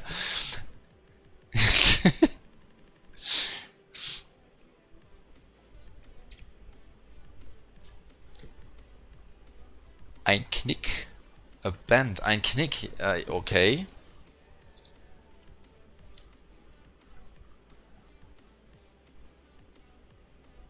But there is no bend. Why should there be a bend?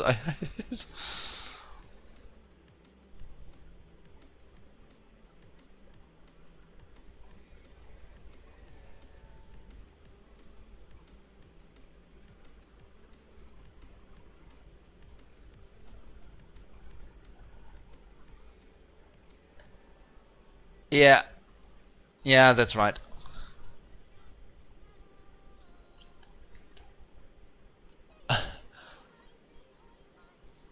Let it go.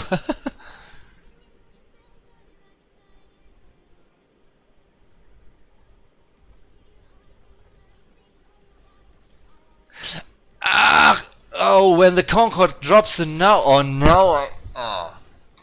No, sorry. Um. No, I know what you mean. No. Only that's the second thing many people don't know about Concorde.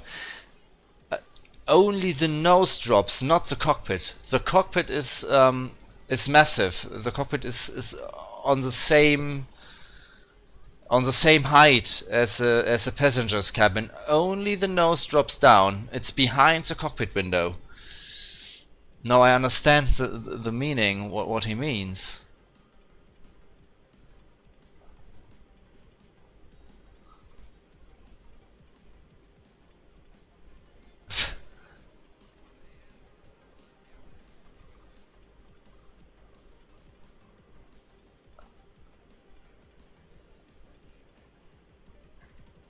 Many people think that the cockpit drops down. Actually,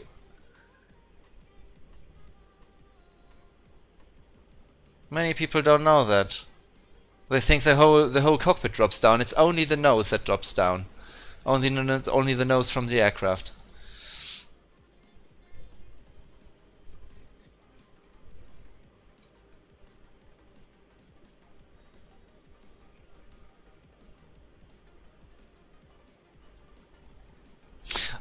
Wait a second. I just searched a short video. It's actually a transformer. Wait a second.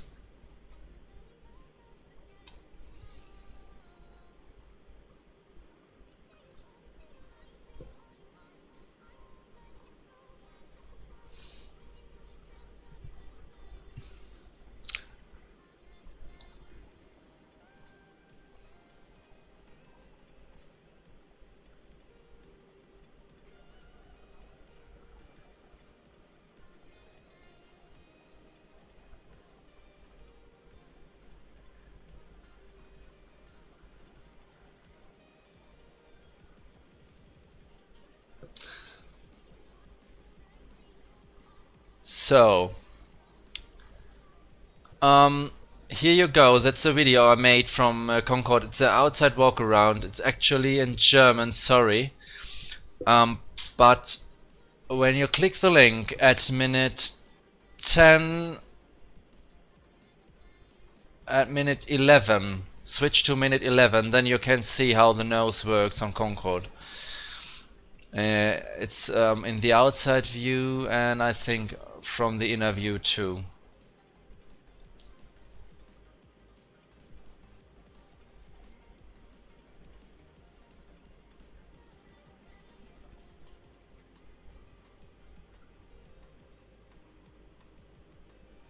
Yeah, there you can see how the nose works actually.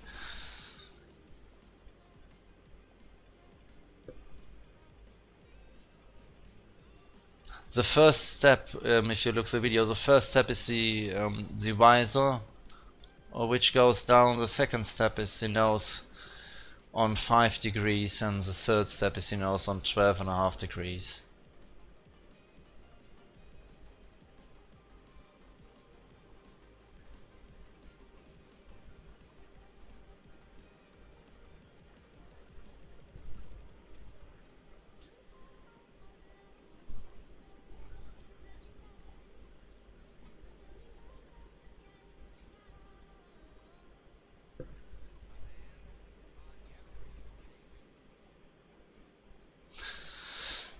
So actually we do a steep left turn to follow the the Mediterranean Sea.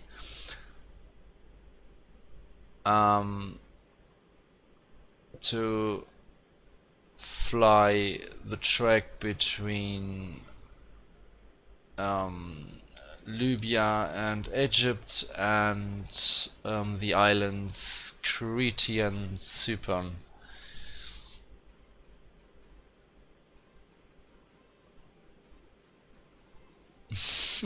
Eigentlich bleibt die Nase der Concorde starr und alles andere bewegt sich.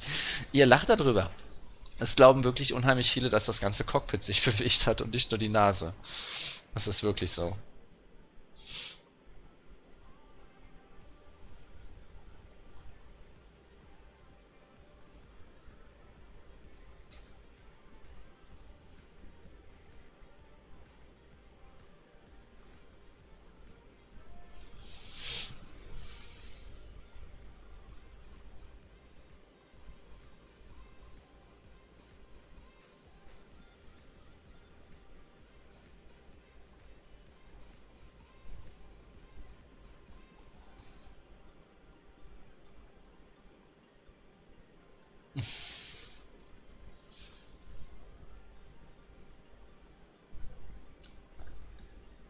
Yep.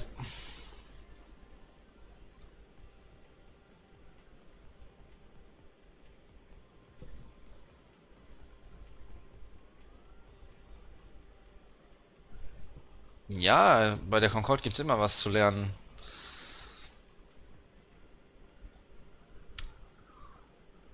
There's another interesting thing of Concorde is that the Concorde has no tailplate.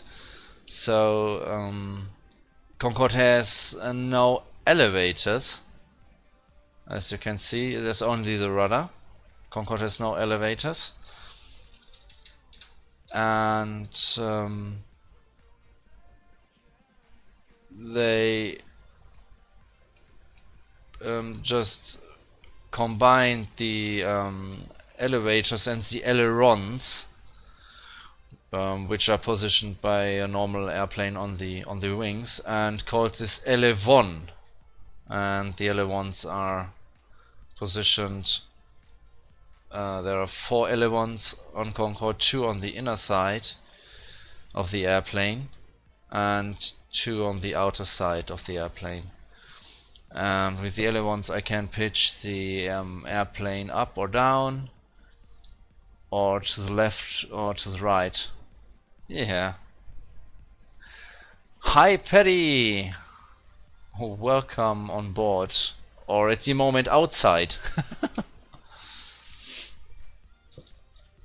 So the third interesting thing of Concorde is that Concorde has movable air intakes on the engines. You can see them at the moment. They are half closed, and the function of this air intakes is to slow the airflow, the airflow into the engine down to Mach 0.5. So the engines can't handle the supersonic speeds of air when they go into the engine. It would immediately damage the engine. So therefore the air intake, they are closing while I accelerate to Mach 2.02, and they are open to when we decelerate to Mach 1 and under.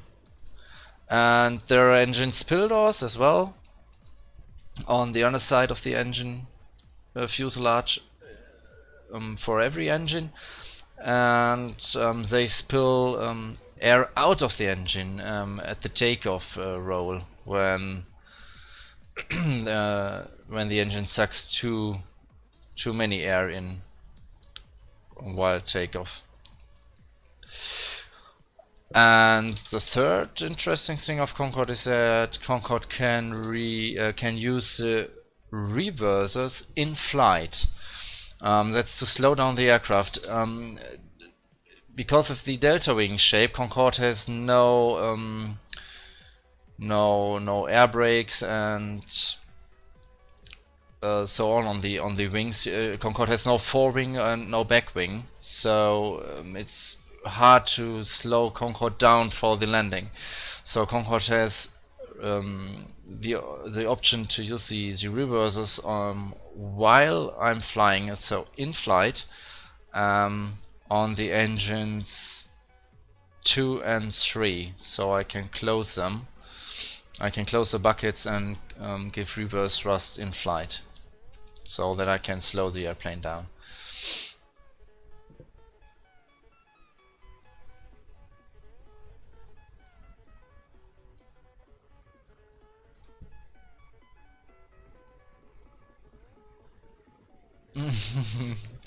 What's your favorite plane that still exists?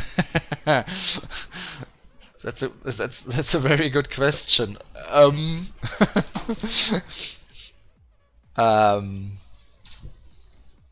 Yeah. So I think it would be some kind of Airbus, not the A3, not the A380. I hate this plane. I don't like it. So I think maybe the Airbus A320. Yeah, Concorde is my absolute favorite airplane. But she's not flying at the moment. I hope they will get her in the air 2019. They they are working on one. Actually at the hydraulic system, and renew it. So I hope they get her at in the air at 2019 for the Le Bourget Air Show.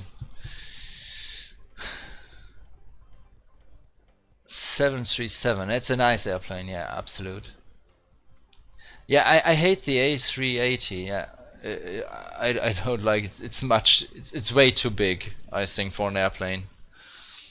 I don't like the shape. So tank 7 is empty, tank 7A is empty, so we can switch the pumps off and switch tank 8 on, and we close the trim pipe drain and the transfer valves. So many beautiful planes. I like the Dreamliner, oh yeah.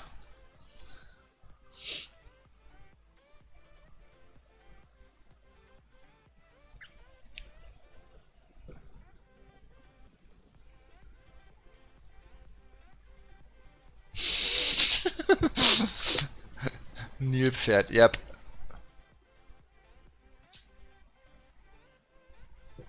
I just can't fly with an Airbus.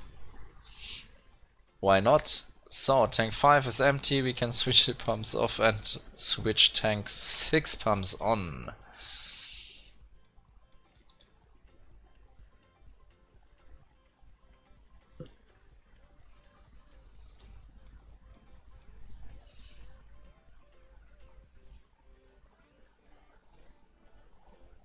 So on the left side it's Crete.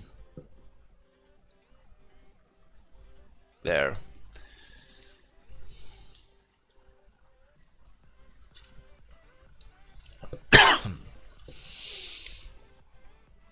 And on the right hand side we can see the Mediterranean Sea.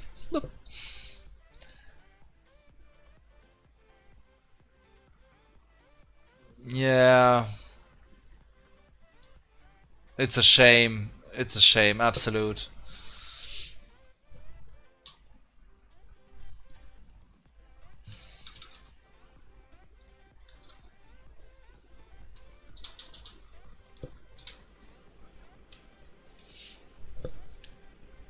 Waypoint 4 to 5, so I can load my next navigation points.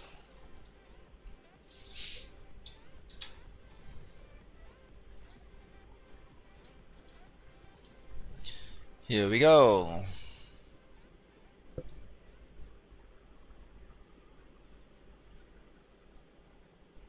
And that yeah, that's the thing. Airbus does it. They do everything with a joystick. I can't understand it as well. I think you have more feeling with a choke and not with a joystick. But anyway, they do it, so let them go.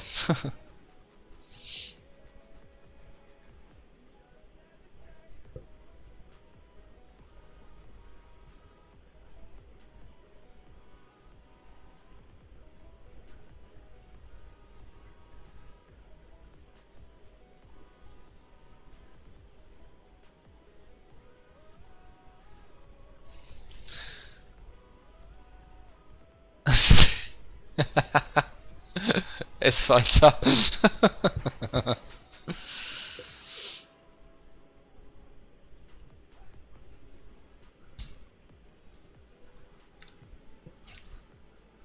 So 52,000 feet. Engine flight rating to cruise.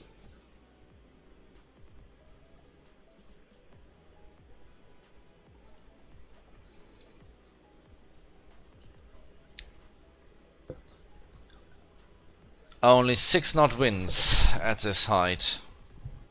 An absolutely smooth flight. That's brilliant. Absolutely brilliant.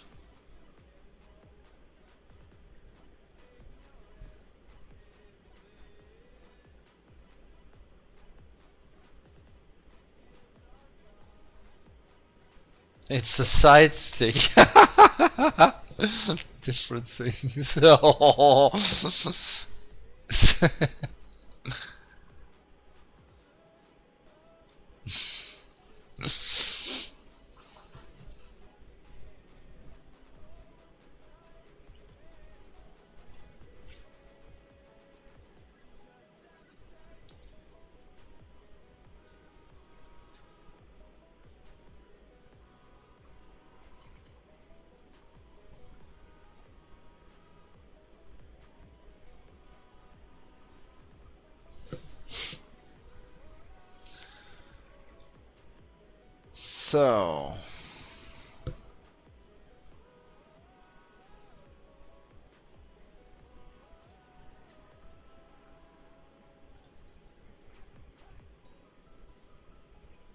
So when we reach the coast of Israel and across Jordania and Iraq, we will fly supersonic speeds.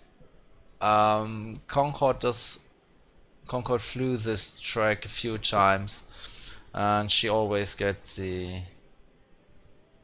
permission to fly supersonic over land at this part, because it's not a very populated area, so there are only some camels or some things like that, so the sonic boom doesn't bother anyone on down there. Anyone get horny in a Boeing?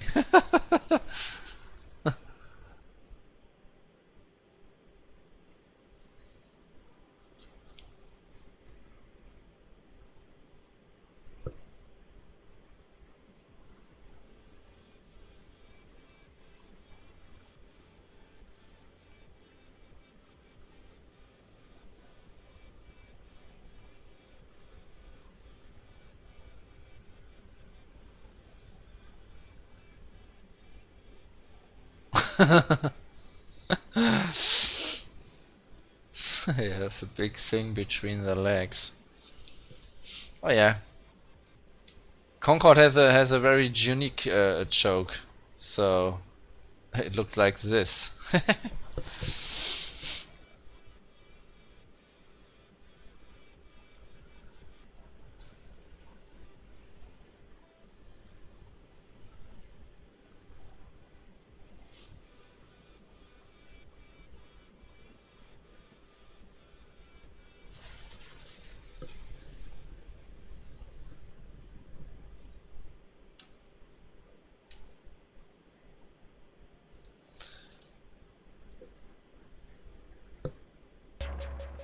59.1 CG, that's perfect for the moment. Rip Lamont Coleman, thank you for your follow. Thank you very much.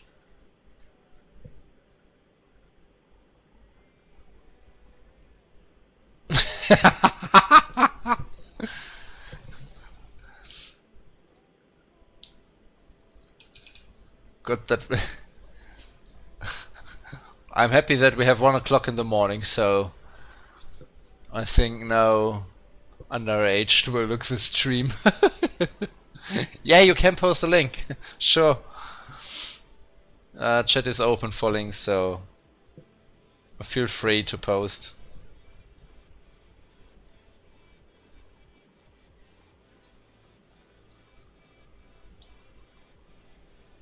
Nobody under 10 will watch it.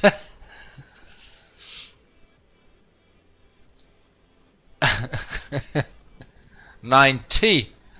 Damn. That's very old.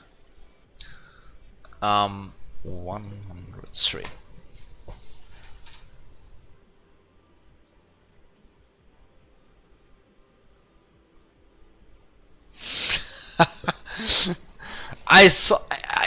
Yeah, Lemtrix. I saw this in Germany. They had it on the news as well. It's brilliant. Yeah. Yeah, that's what. Yeah, with this picture, it's unbelievable. Yeah.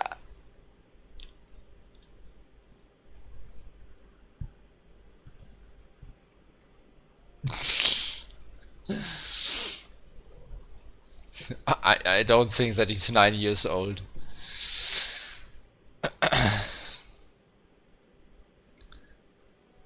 52,000 feet. We have 41 tons of fuel left. So we burned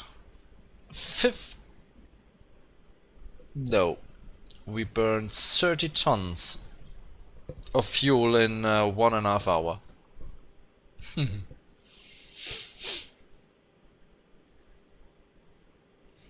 I'm still making pee-pee in my bed, so you better have to wear a diaper.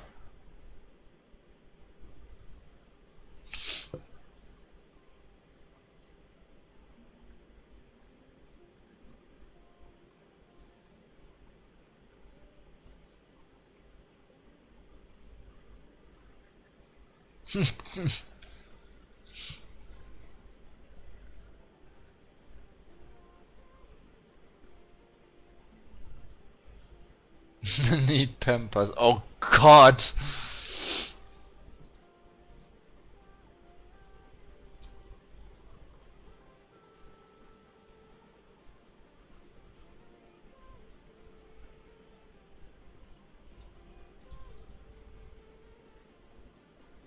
Love Pampers. I just a year or 2 years ago I read about people who love diapers, who really love diapers. There was something like age play or something like this.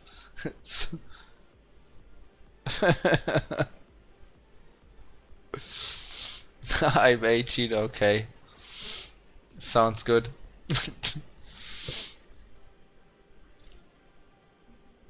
So is this anybody of you a real airplane pilot or?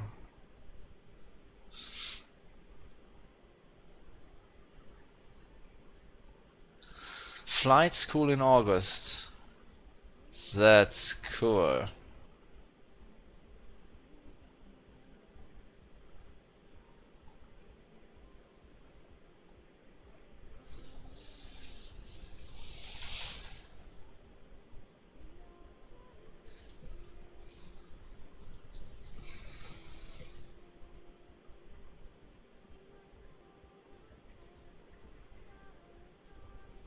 Lufthansa aviation training. So you will fly with Lufthansa into cockpit. Okay, yeah.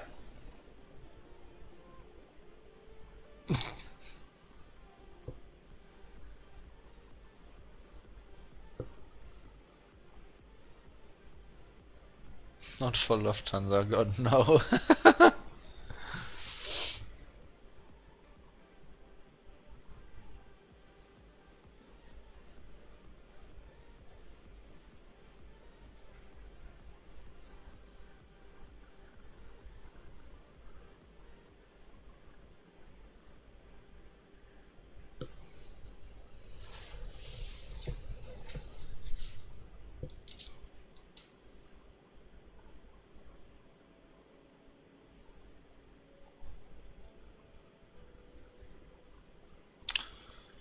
$53,000 at the moment.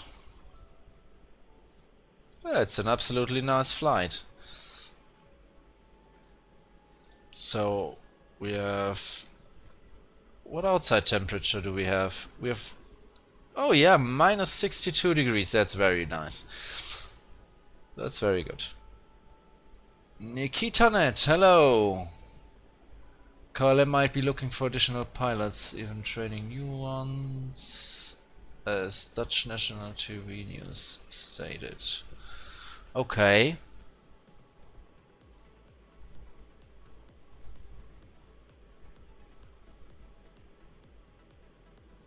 A friend of mine once wanted to become an airplane pilot at Lufthansa, and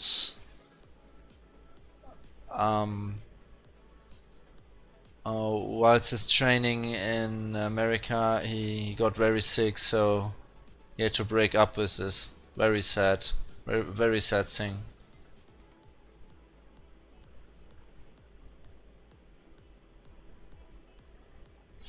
As far as I don't know, when you learn at Lufthansa, they will pay the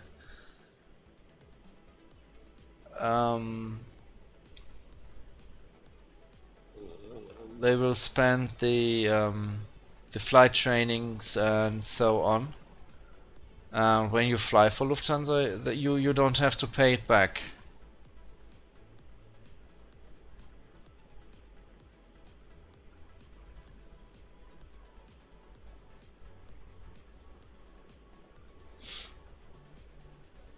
Yeah, that was very bad for him. Absolute.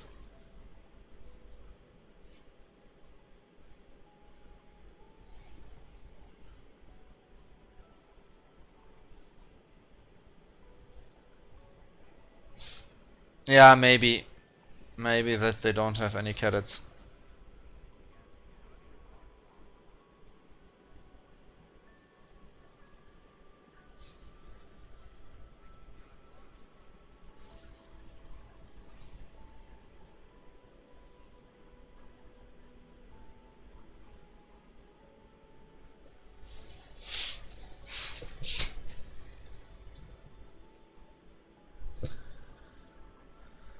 Six to seven.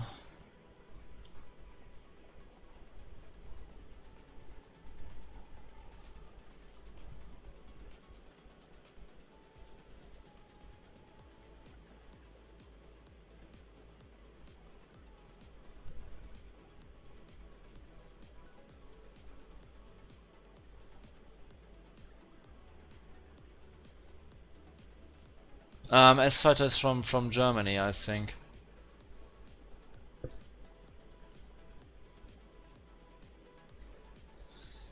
So, nearly the half of the flight is done, gentlemen.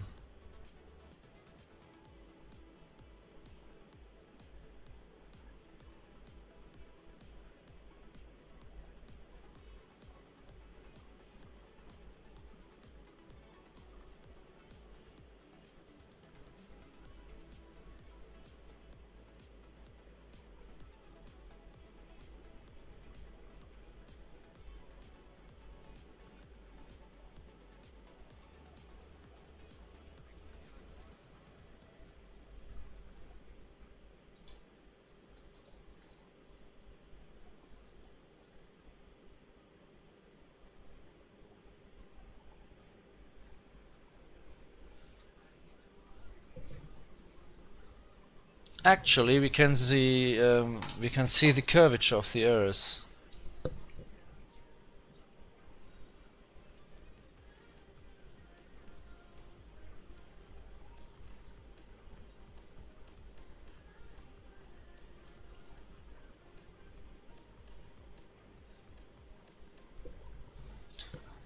I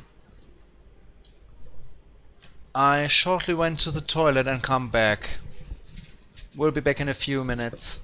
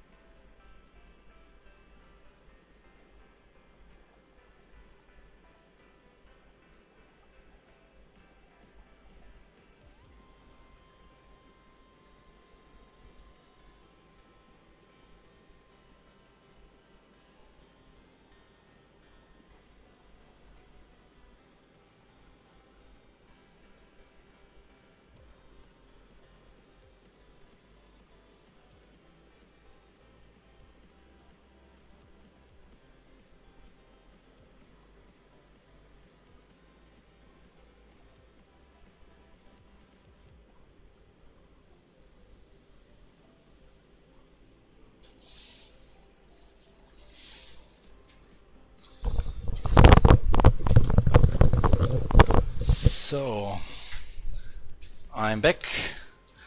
Airplane is flying, that's good. Waypoint 6 to 7. Yep. And hello Paddy, welcome back. Just watching my CG is 59.2, so I set the after trim switch to normal.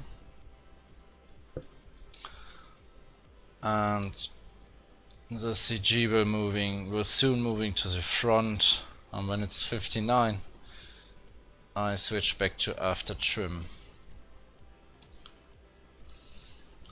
So what I just wanted to say, when we look at the outside to the left window, we can actually see the curvature of the Earth.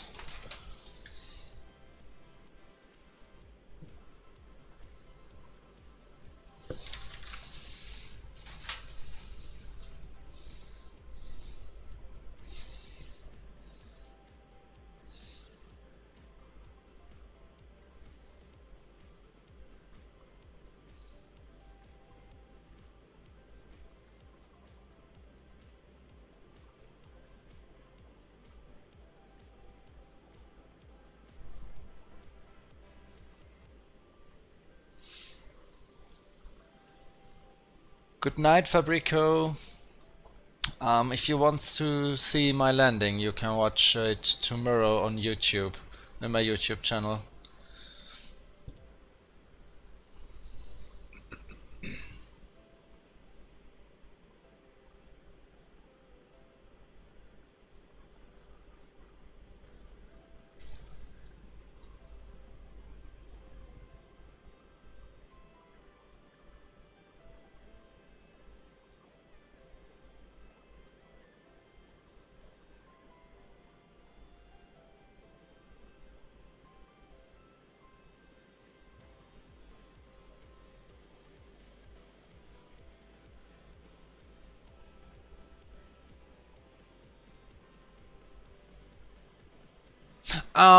Wait a second, wait a second.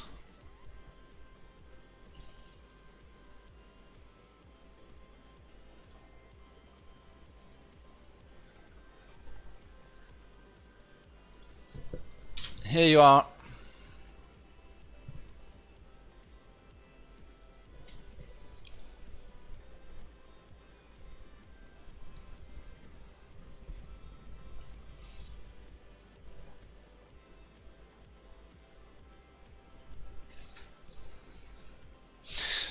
Hello Doomsnight, welcome on board.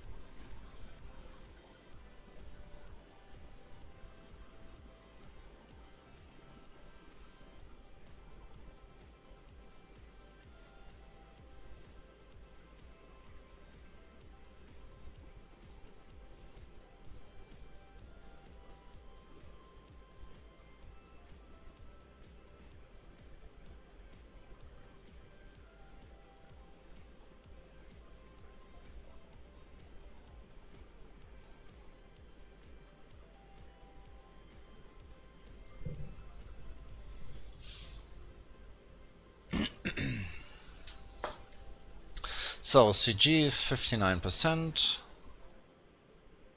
After trim switch to after.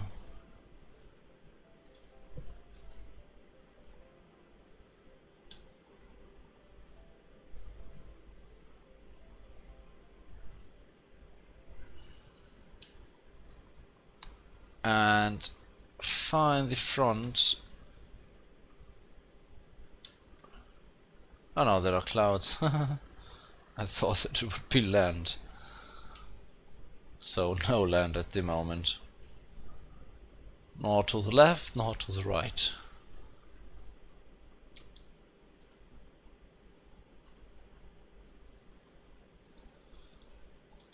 Far on the left should be Cyprus. I can... yeah, you can hardly see the coast of Cyprus.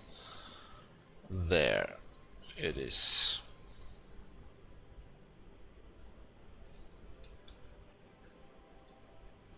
54,000 feet.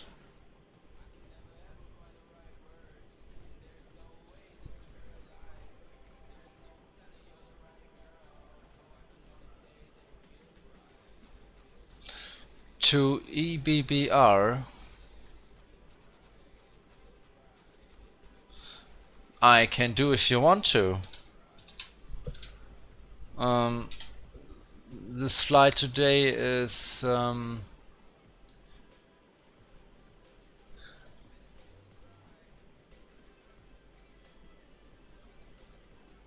flight today is an user wish too, so I can fly to Brussels when you want.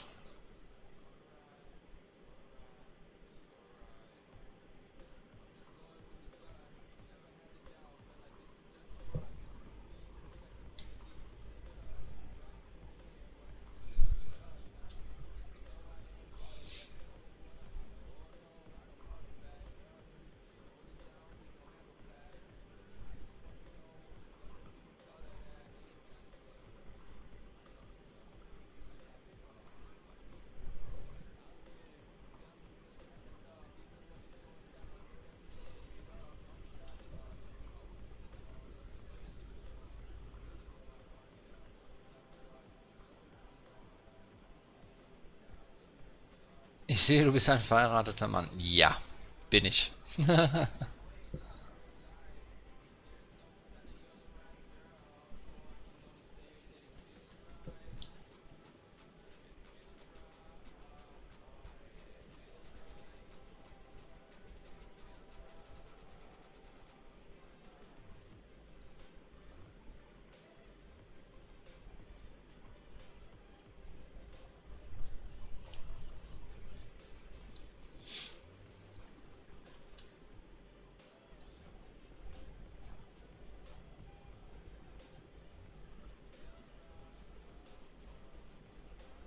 Yeah, sure.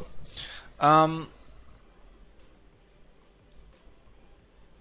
can do it on the yeah, wait a second. Let me check. On the 10th and 11th. Tomorrow I will fly to Sydney. So on the 12th I will fly to Hong Kong. On the 13th, what with the with the 13th of June. Yeah, the 13th of June.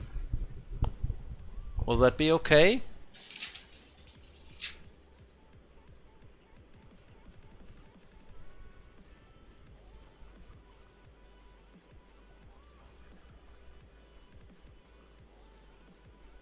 So the flight will be Hong Kong to Bristol.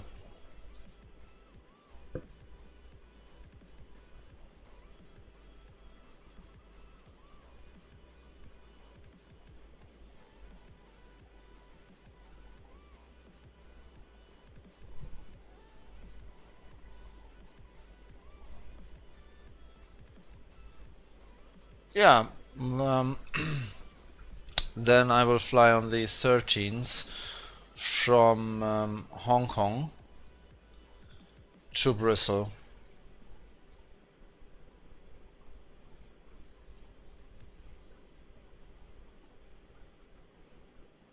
The problem is I always stream after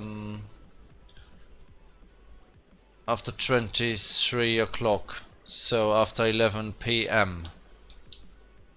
It is 21 UTC or 9 o'clock UTC, so it's very late.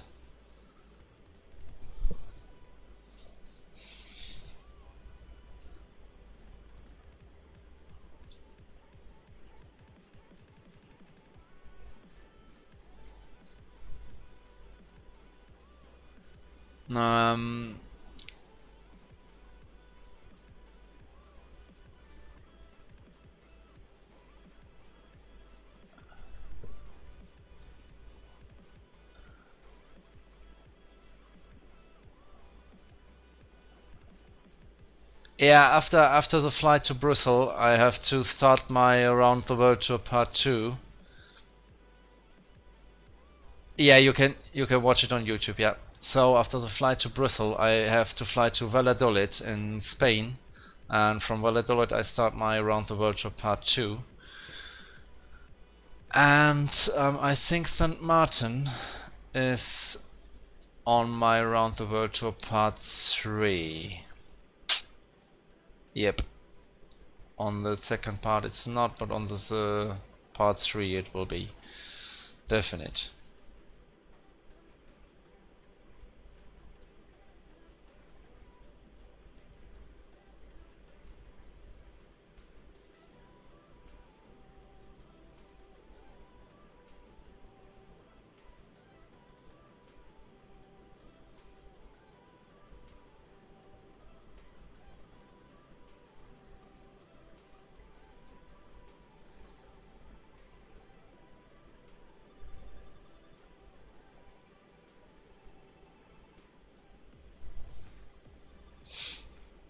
So the flight legs from the World Tour Part 2, I have listed it on my channel. Just scroll a bit down. There is Around the World Tour Part 1. I've flown that part, and the Part 2 is the next part.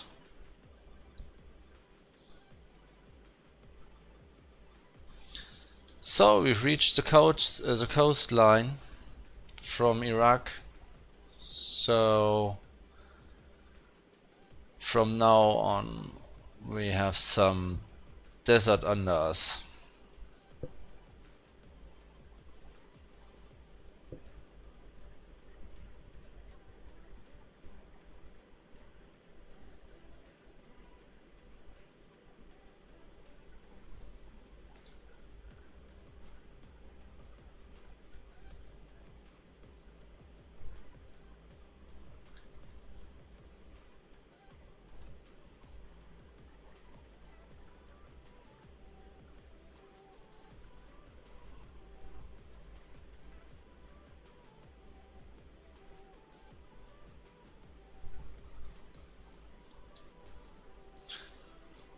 So waypoint 921,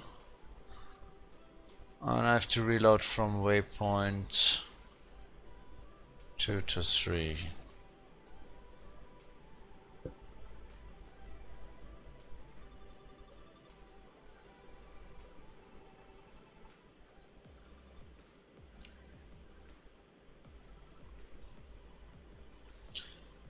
So my CG, 59.3. So I switch the trim transfer switch to normal, and it can stay at normal because tank 6 and 8 are only 4,000 kilos. So I can leave the switch at normal at the moment.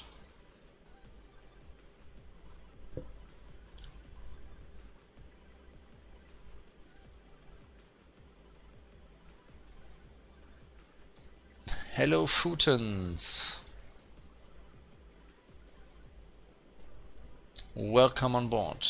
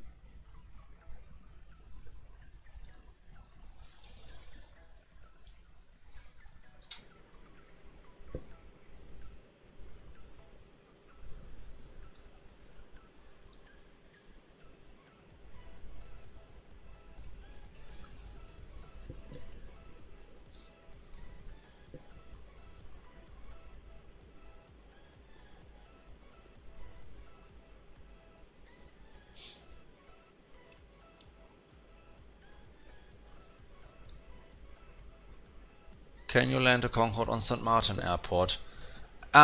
Yes, I can. I did. I did.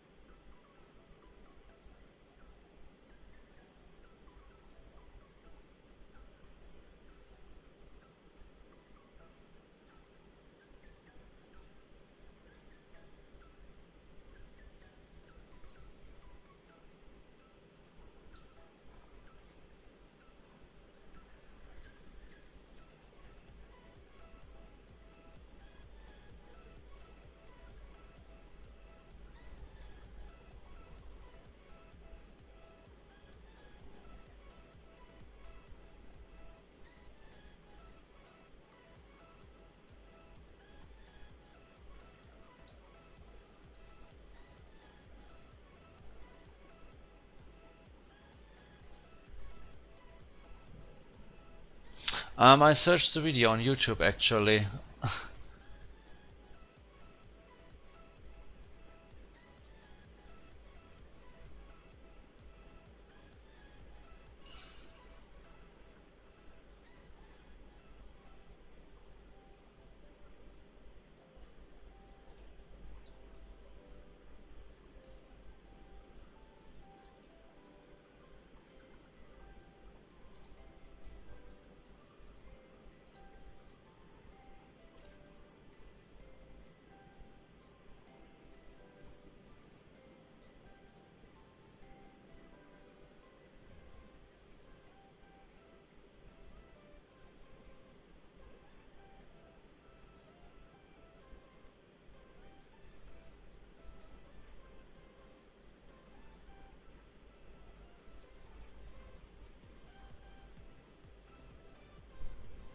No, I just can't find it at the moment. Huh.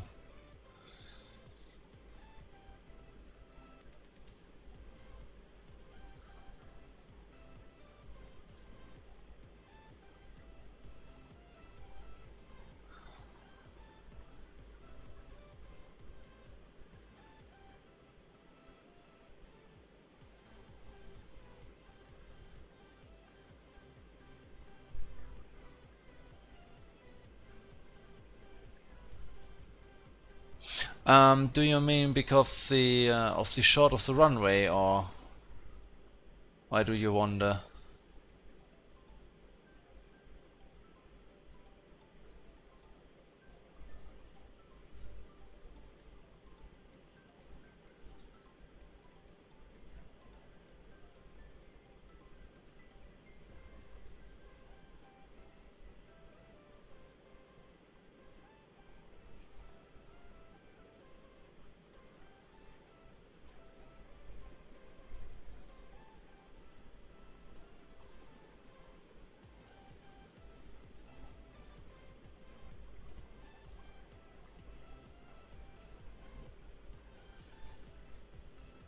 Yeah, the good thing is that Concorde is very light. When Concorde lands, she has a very high landing speed, but she's very light. So approx 100 tons when Concorde lands. The most or a big package of weight is the fuel, which Concorde loads at the takeoff. So it's approx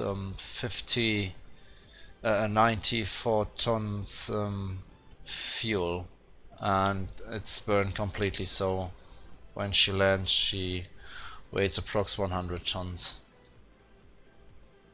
And she has very good brakes and very good afterburners, very good reversers, so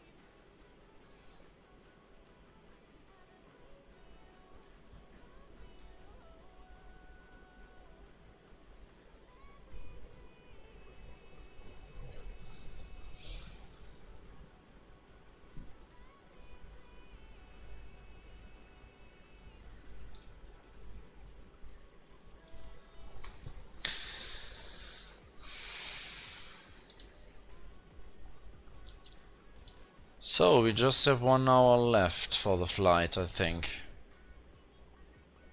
Approx an hour.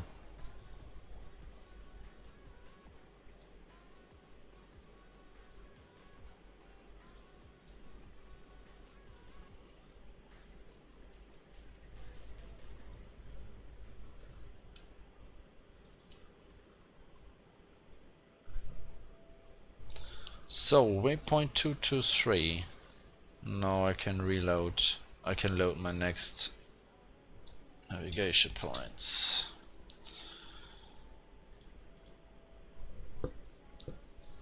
Four.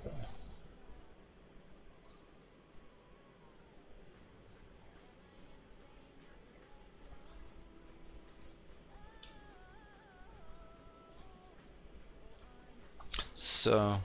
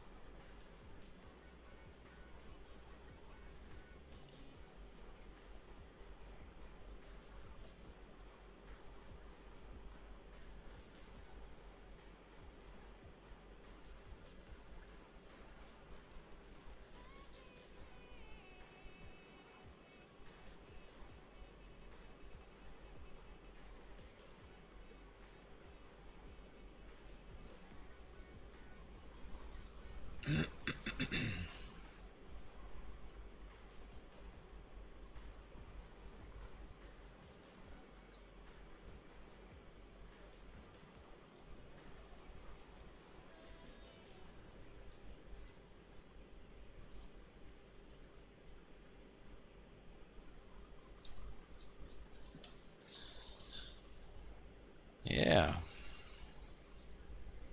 56,000 feet. Maybe we will match the 60,000. That would be nice.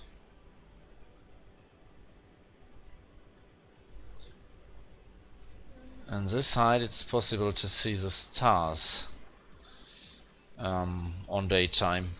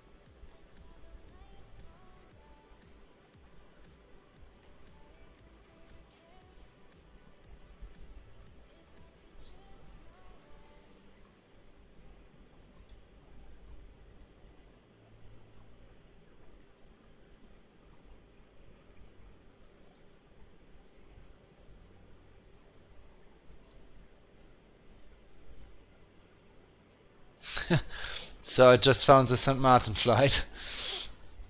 It was a night flight. So you can't see you can't see much from the landing.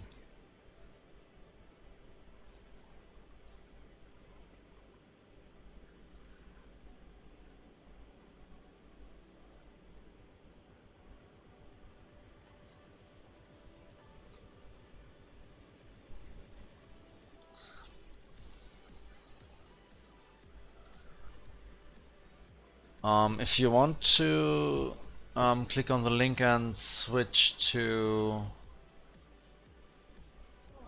2 hours and 50 minutes.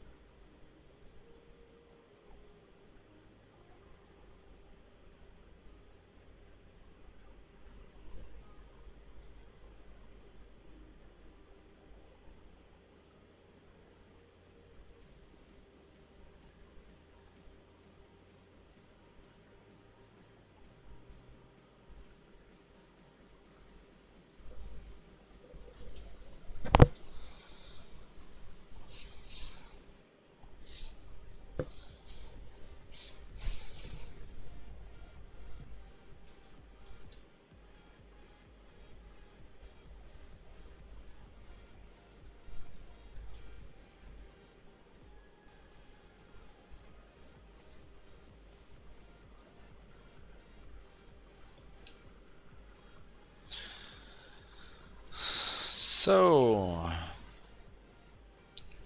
another quick look on my CG. Tank 6 and 8 are empty, so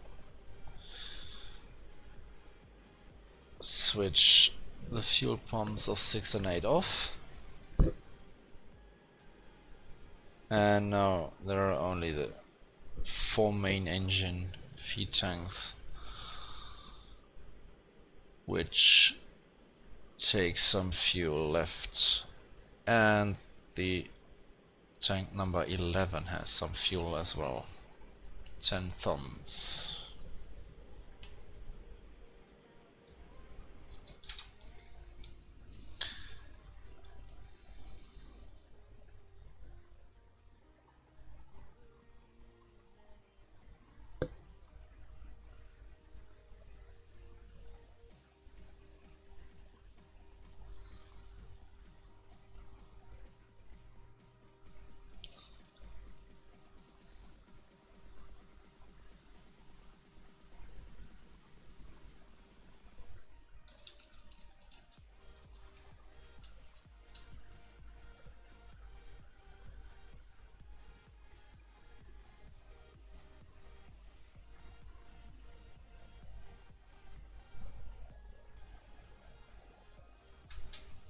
Thank you.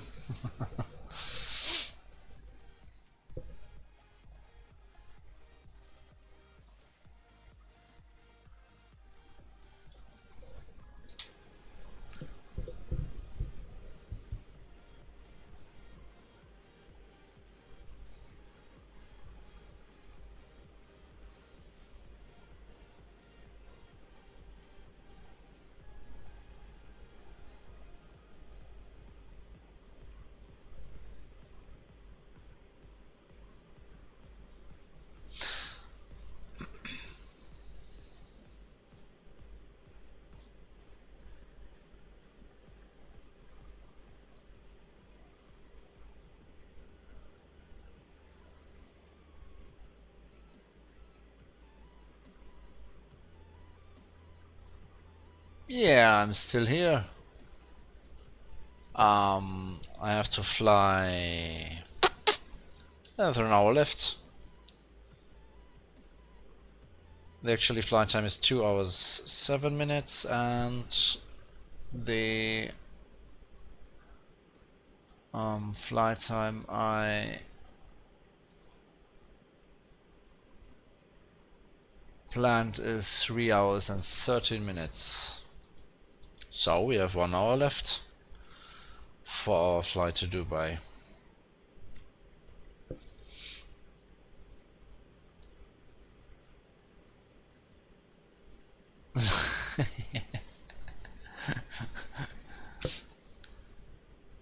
Yeah, that's the problem, is the late night streams. So I'm not tired anyway.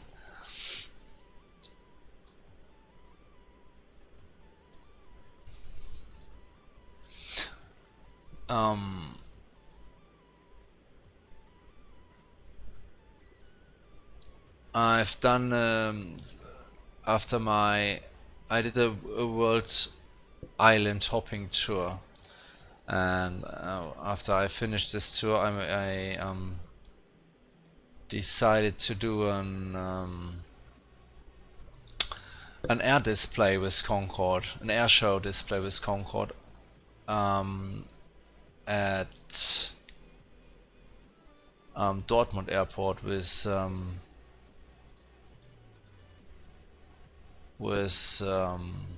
the permission from Wow. They closed the airspace around the Dortmund Airport for me for 45 minutes. If you want, you can watch it. It's a 30 minutes display. You have to switch to 14 minutes if you want to see it from the start, from the takeoff roll.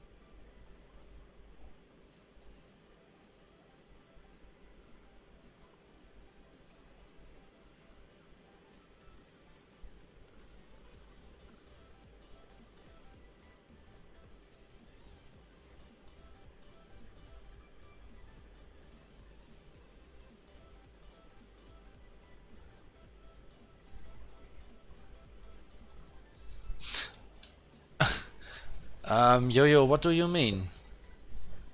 What should I explain to you?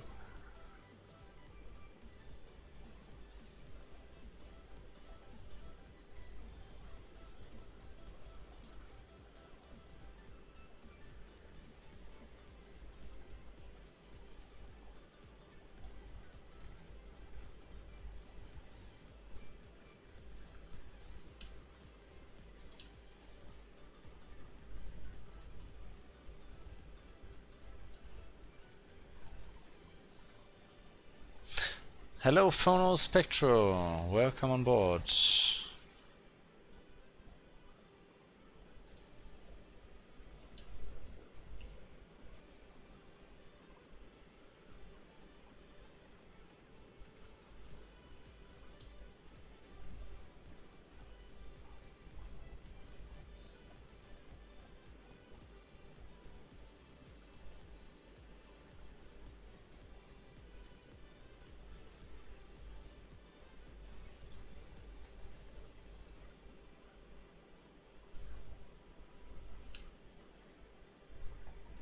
It's actually it's not a game. It's absolute a simulation, and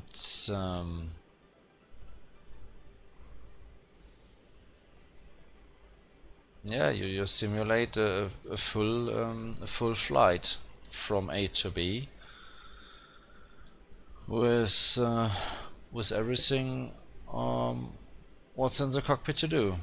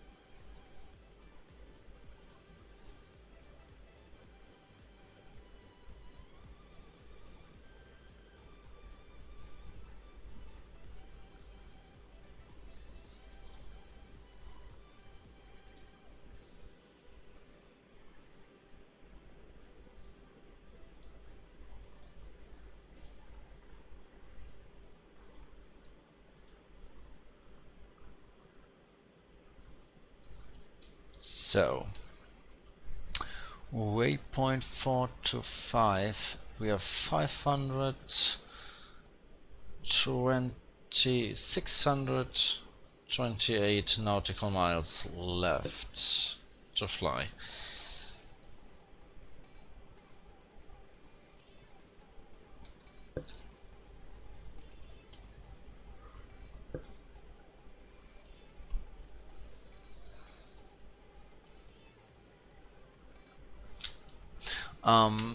Top of descent will be approx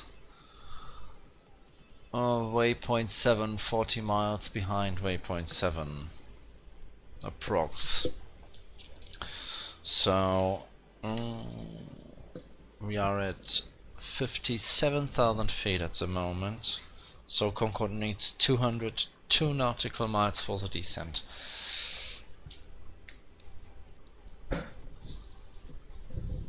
And for the deceleration as well.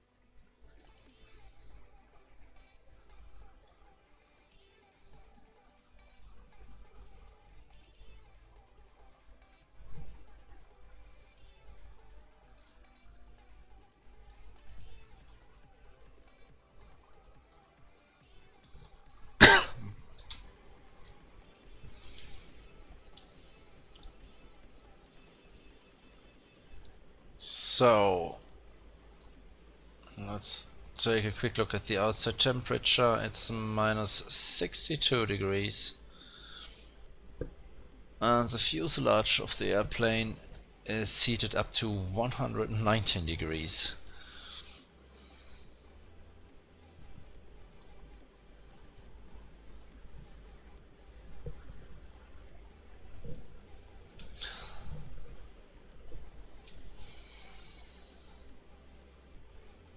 That makes a temperature difference from 182 degrees from the surface of the airplane to the outside air.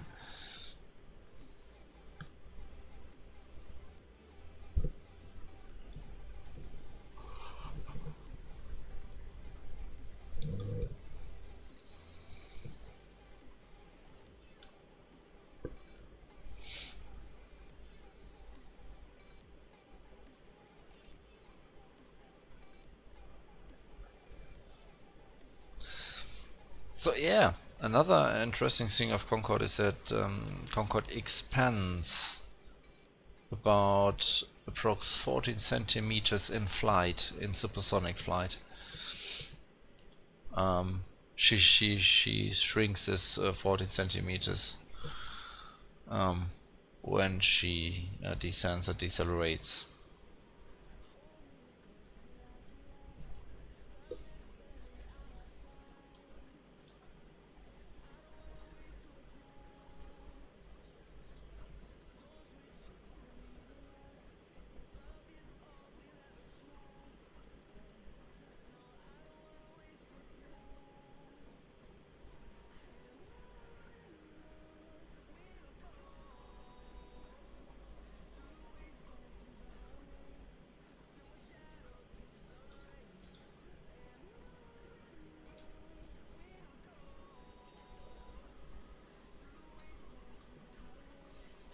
So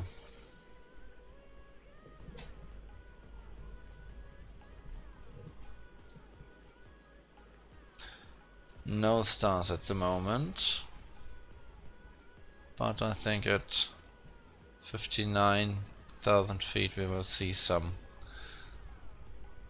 if we get to this high before we reach the deceleration point.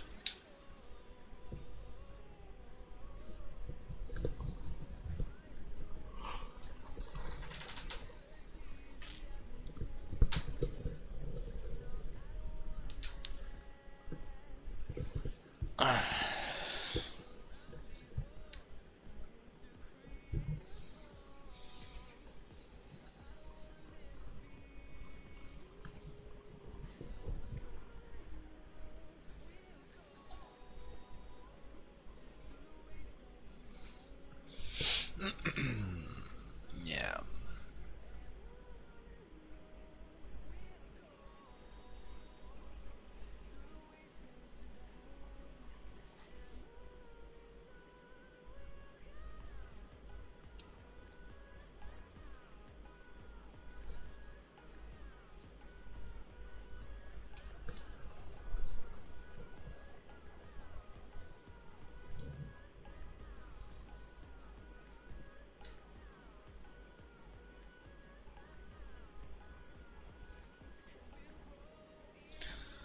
So in front of us there is,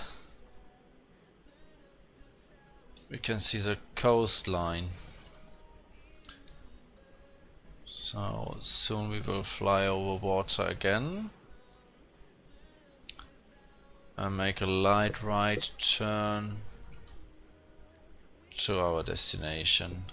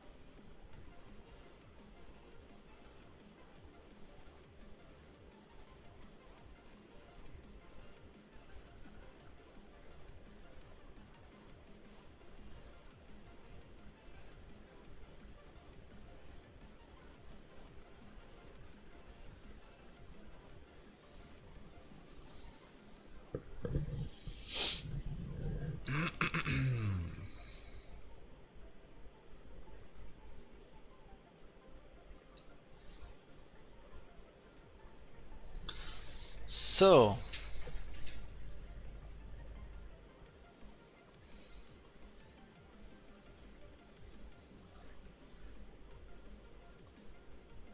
in front of us is a Persic Gulf, and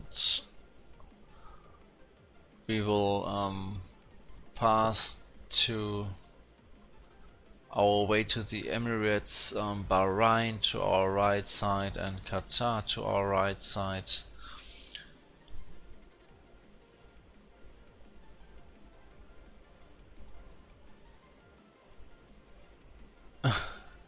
Interesting to see how we moved from German to English.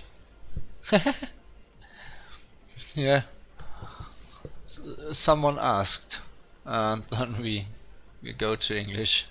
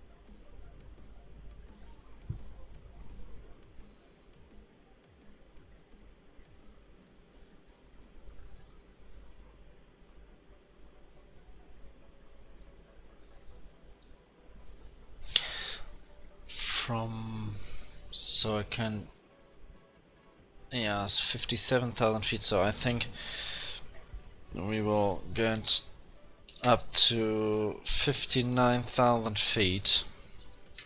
So Concorde needs 230 nautical miles for the descent. And we have on temperature and outside temperature from as the ISA minus 6 degrees, so yeah, it will be approx 230 nautical miles, and we have on waypoint 8 72 nautical miles left, so minus 72, 141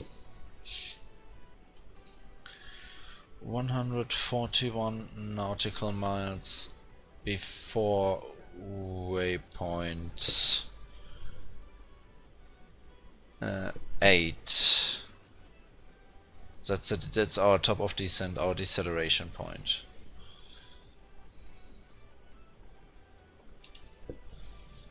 Yeah.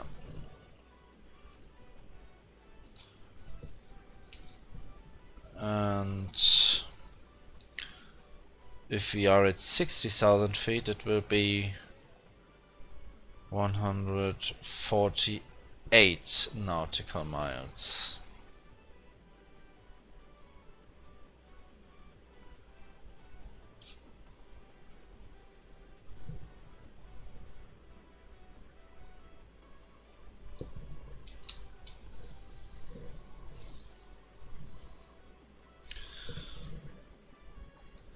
degrees wind.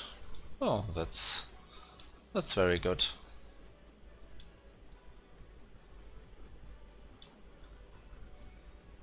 So here we are in a light right turn.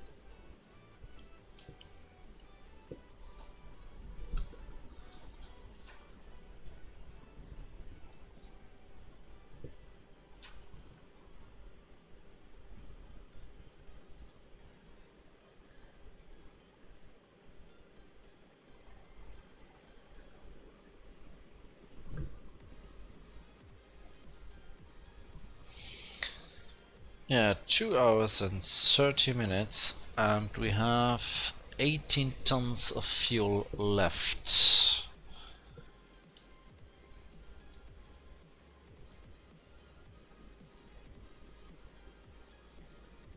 Ah, that looks very good.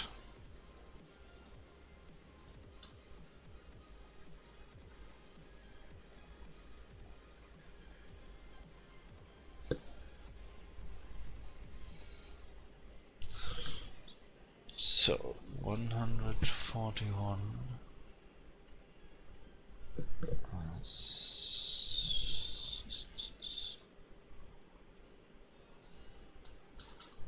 Yeah, I think in approx 7 minutes we reach the deceleration point.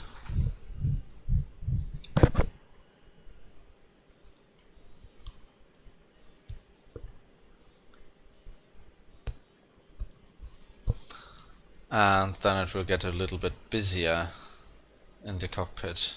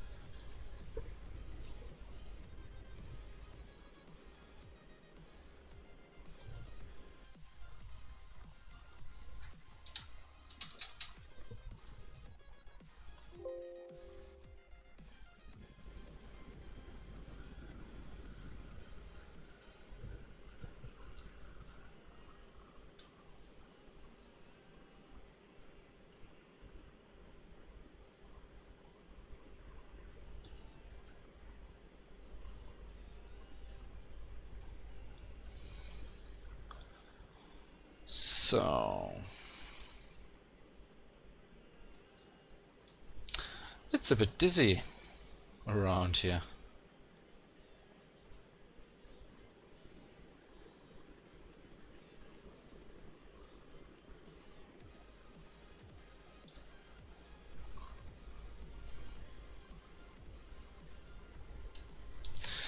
Sadly, we not touched the 60,000 feet today.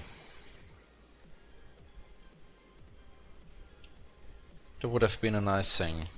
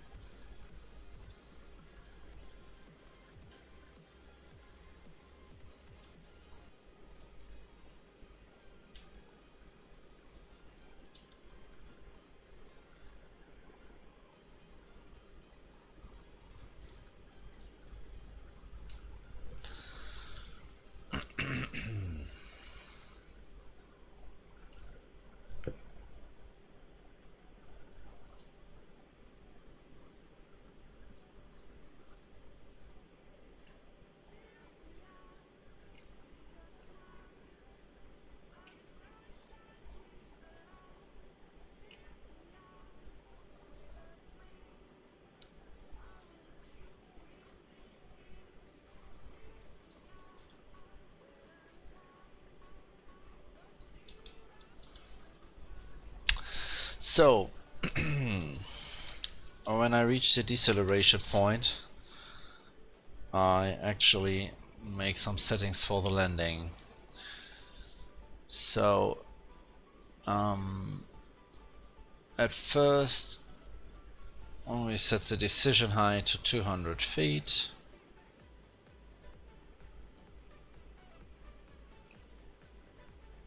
And the second thing is the ASI box.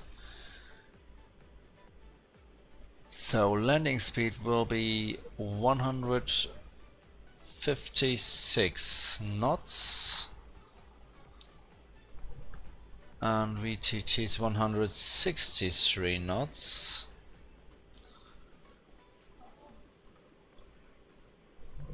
One 166.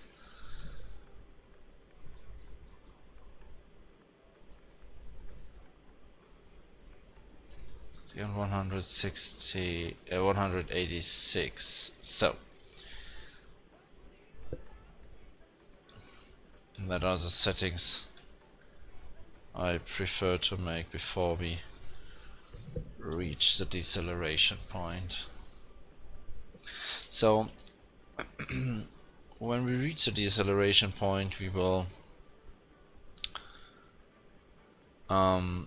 reduce the throttles to N to 94% and wait until the aircraft reaches 350 knots, and when this point is reached, I activate IA as hold and Alt ACQ at the autopilot, and the aircraft will pitch as much down as is reasonable to hold 350 knots. And in the further descent at Mach 1.5, I reduce the throttle to 77% and 2, and the pitch will increase a little bit, and at Mach 1.0 I pull the throttles back to idle, and then we have descent rates approx 5 to 6,000 feet per minute, sometimes 7,000 feet per minute.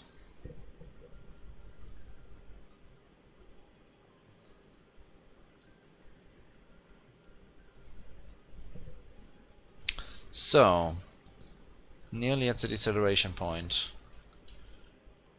at waypoint before waypoint 8, 150 miles before waypoint 8, 148 exactly.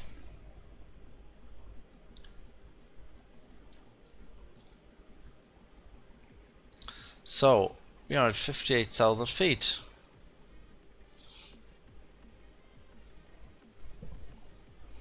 So 10 miles before the deceleration point, I switch to alt hold and switch the auto throttle off. And as soon as we reach 148 nautical miles, I reduce the throttle, or I close the throttle to N2 94 degrees, with 94%. Here we are.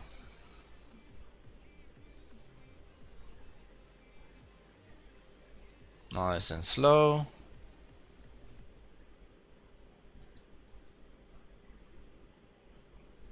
That's it. And as you can see, the airspeed reduces, and we have to switch the trim transfer to the front of the airplane. So fuel is moving to the front.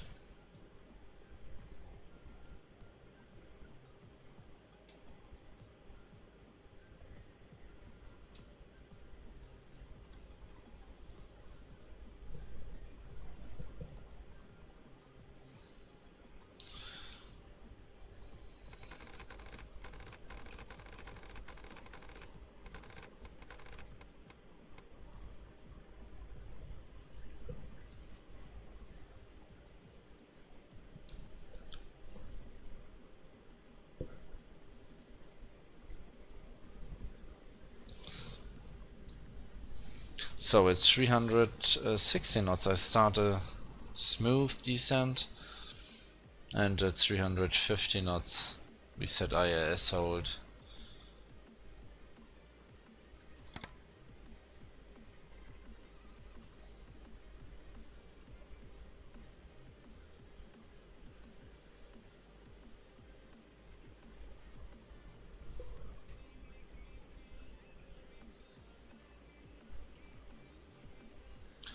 So 350 knots, IAS hold, and here we go.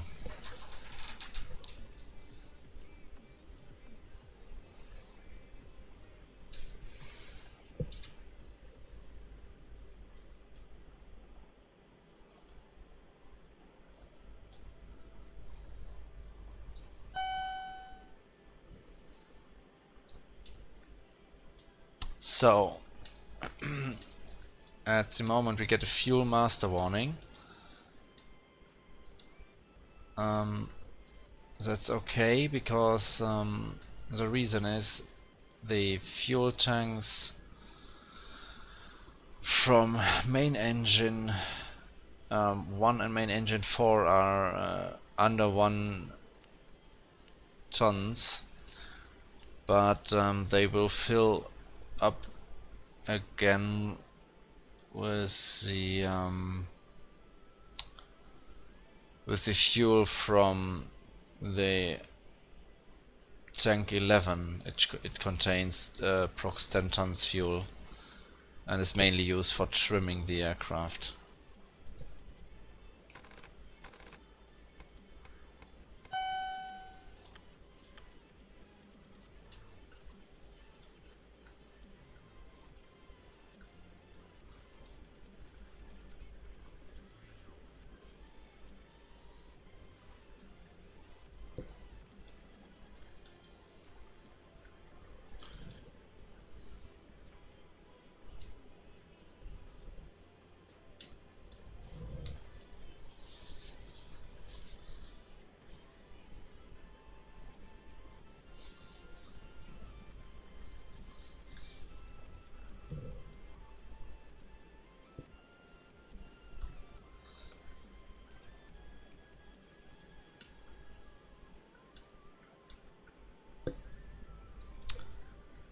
So Mach 1.5. Now I reduce the speed to 77% and 2.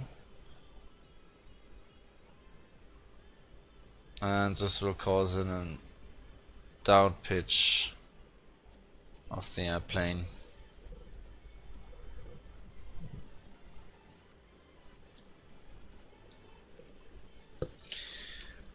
And engine fuel rating to climb.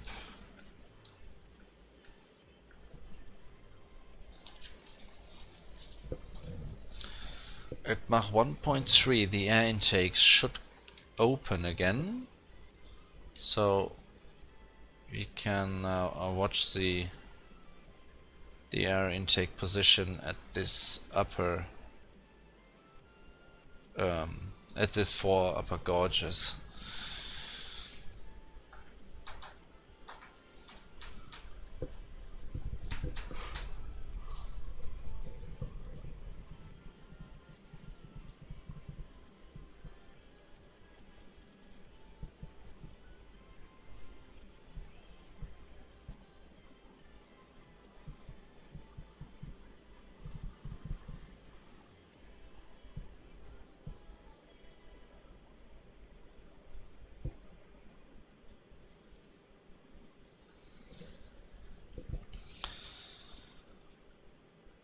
So, and now the rams are, or should close, reaching the point where we switch from Mach 1 to, from Mach 1.3 to 1.29, and they are closed. That's perfect.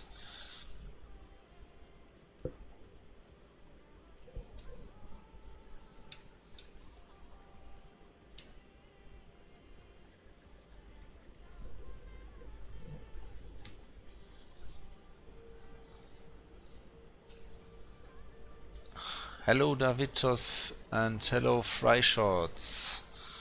Welcome on board.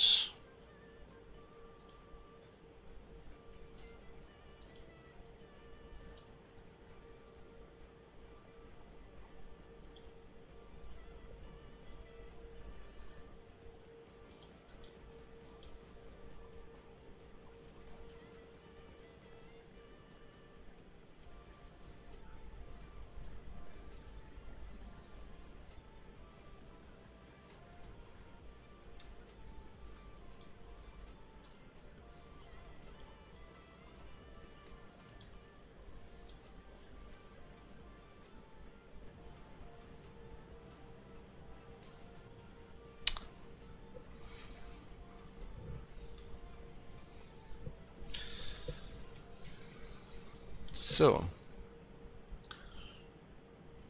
Altitude alert, 1000 to go.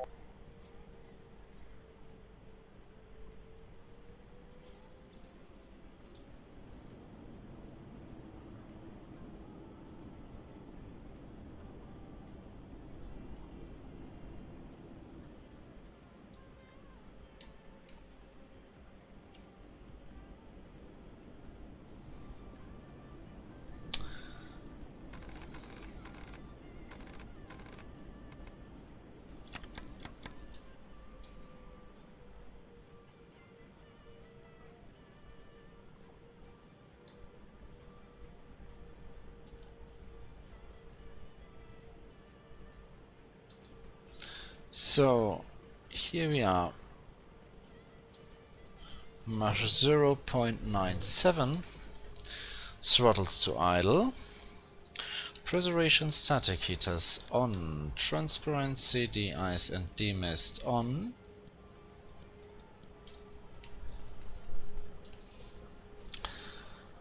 throttle master switch to other selection,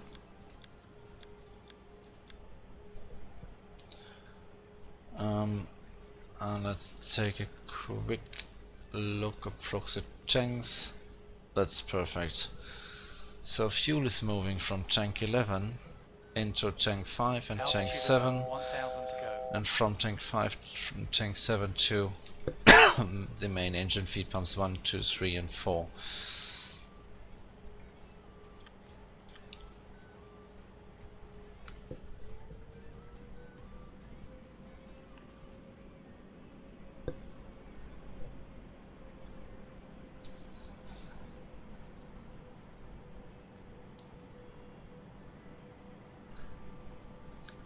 Hello, number 1 Holland. Welcome on board.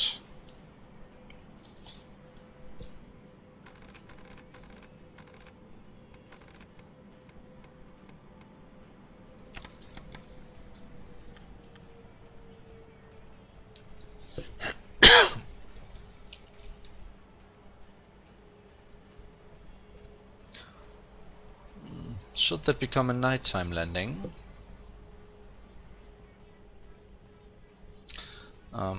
Anyway, I switched the cockpit lightnings on.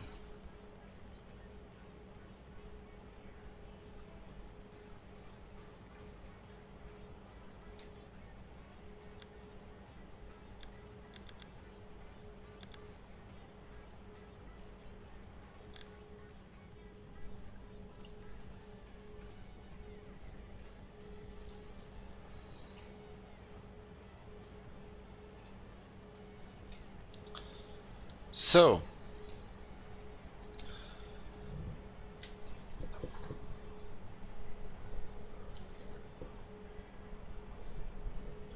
when we reach the 18 or 70,000 feet, I will start to slow the aircraft down to 250 knots. So we reach the 250 knots at 10,000 feet. And then I can lower the nose and the visor.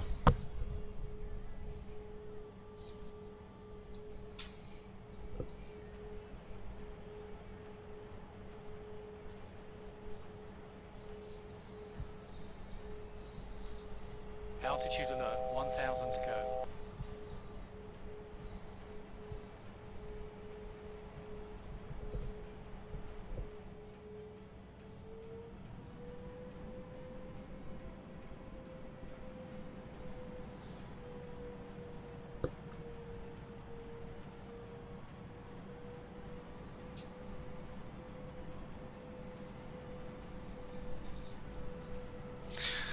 Hello Lancy 123, welcome on board.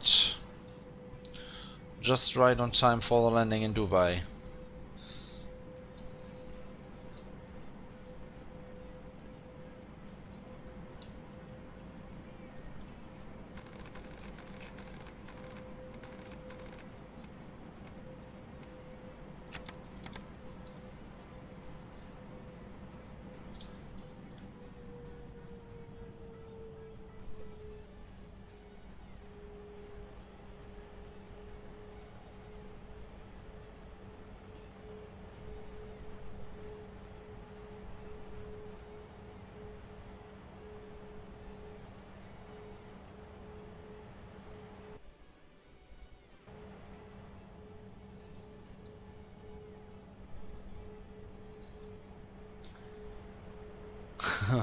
Mal wieder Zeit gefunden, um ein bisschen Concorde zu sehen. Gerne.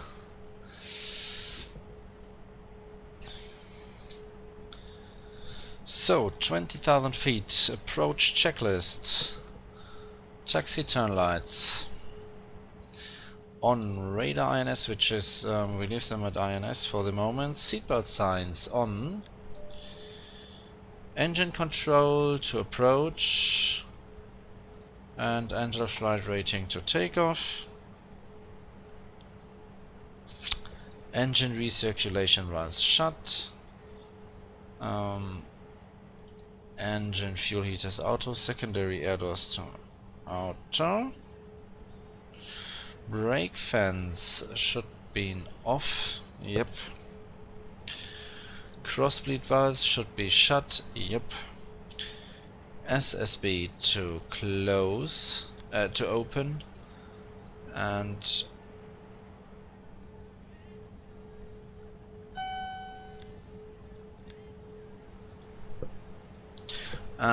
batteries to ESS main split. So now we are at 15,000 feet. And we will slow down the aircraft a bit.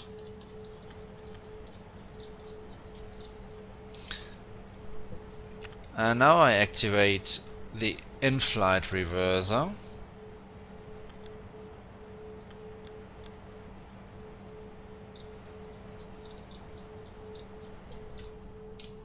For slowing down.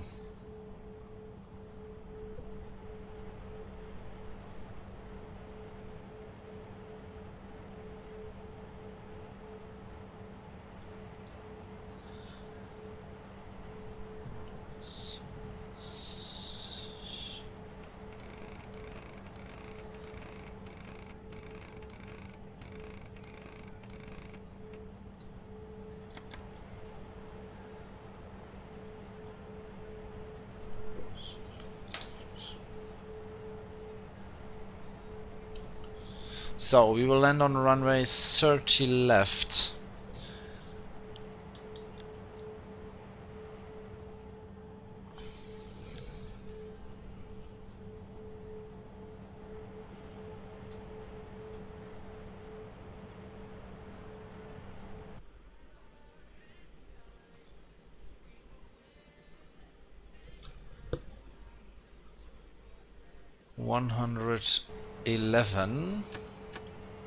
.30 is the ILS frequency, and the heading is 299.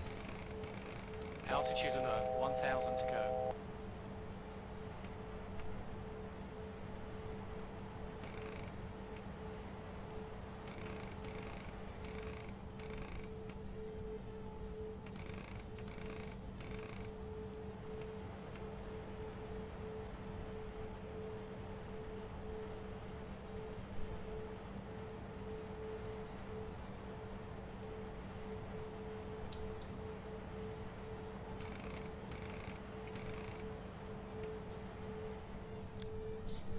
And here we are. 250 knots at 11,000 feet. That's nearly perfect.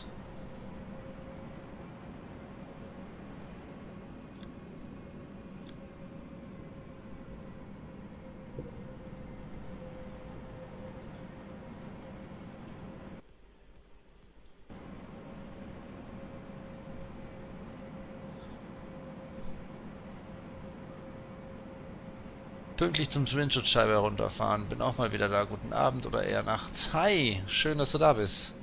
Genau, pünktlich dazu.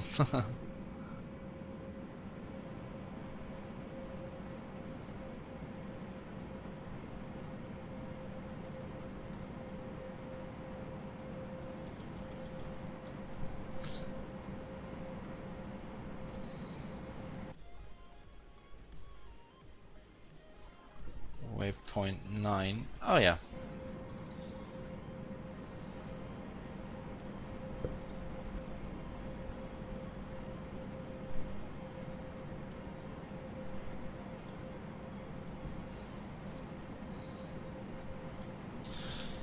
So we will land in the direction way of our flight route, so we have to do a 180 turn before we land.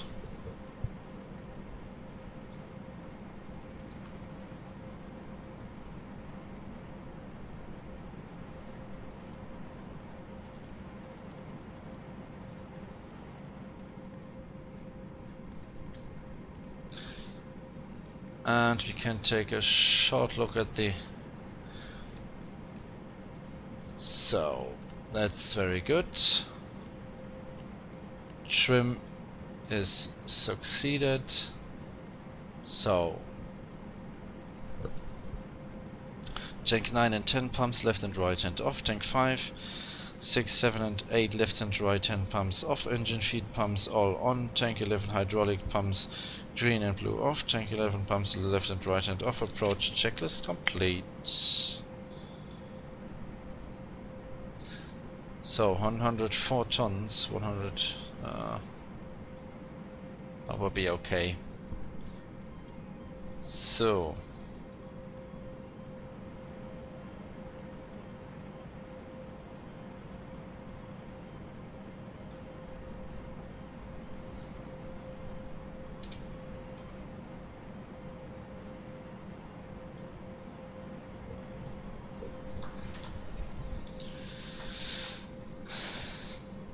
the nose and visor will be lowered at 10,000 feet. Actually, we are holding 11,000.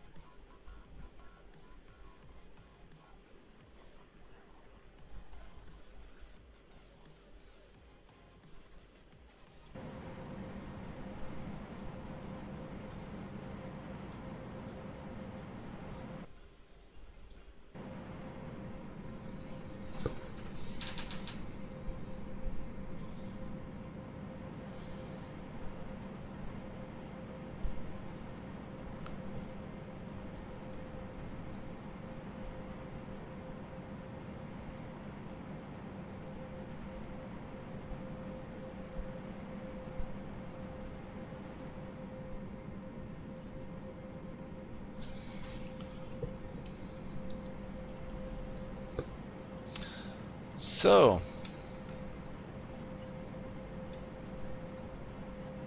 there is the impressive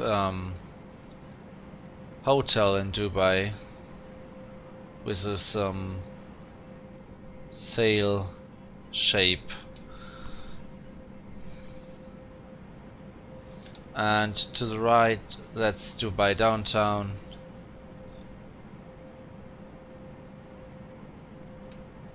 And our airport will be there as well.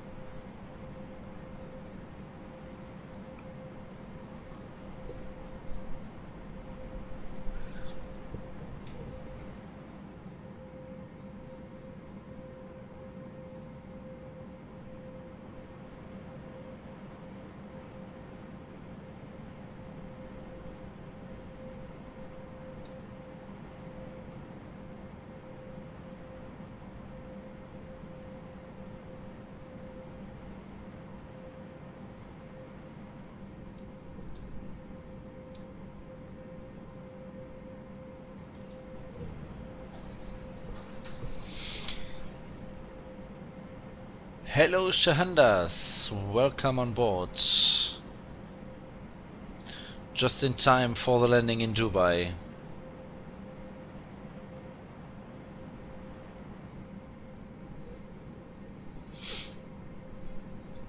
So.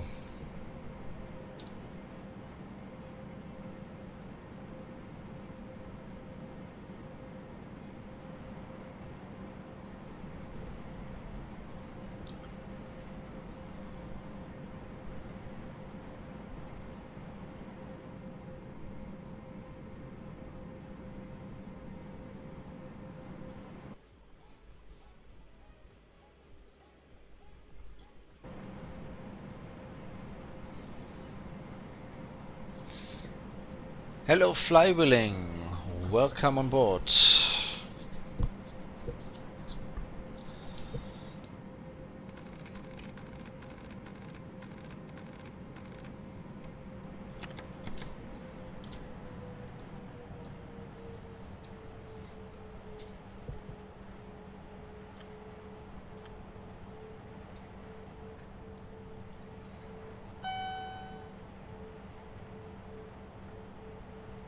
So, here we go, nose and visor down to 5 degrees.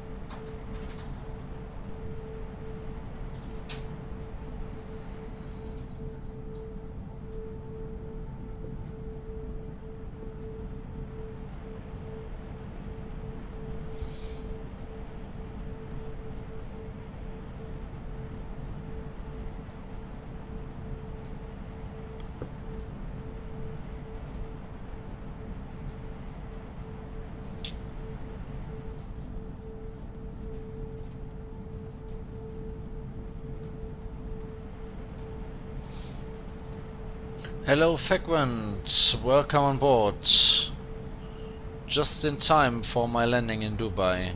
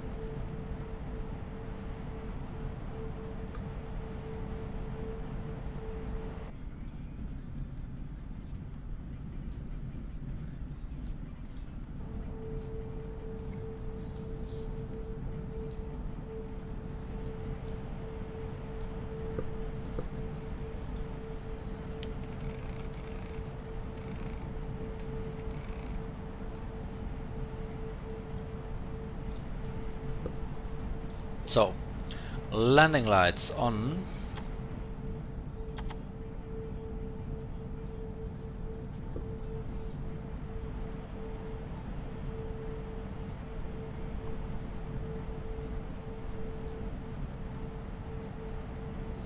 Ja, da ist schön warm. Ich bin...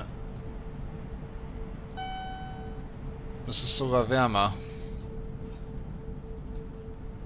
34 Grad habe ich hier. 35. Und das in 3000 Fuß Höhe noch. Altitude alert, 1000 to go. Radio altimeters are active.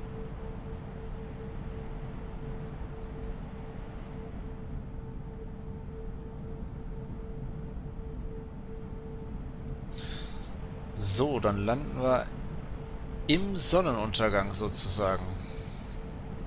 Wie schön.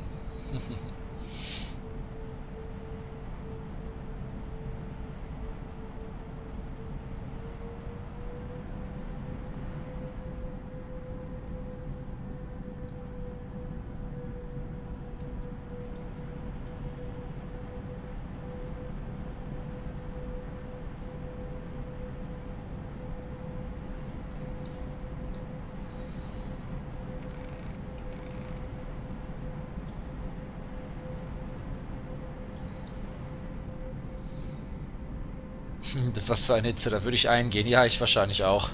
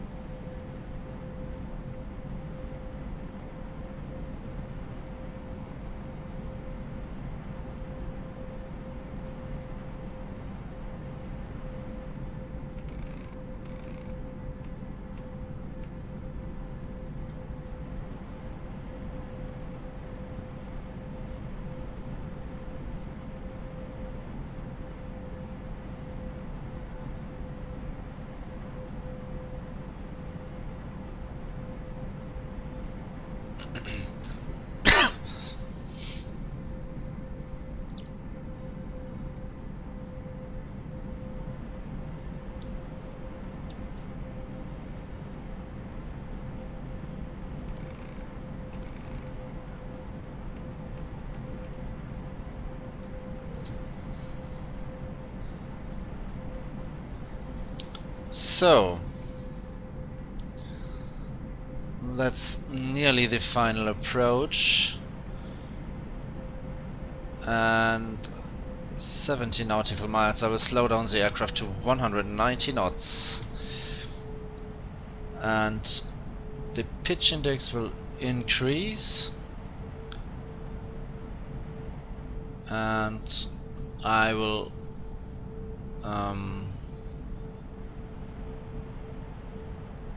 bring the nose down to 12.5 degrees.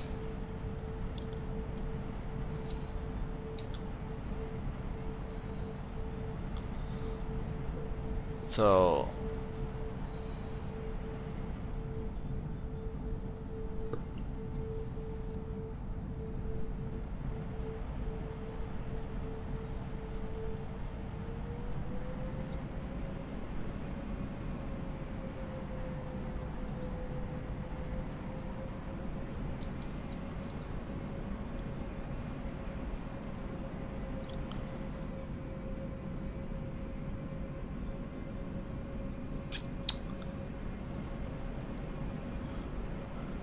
and the rest. Hi Matiap 77, welcome on board. Right on time for my landing in Dubai.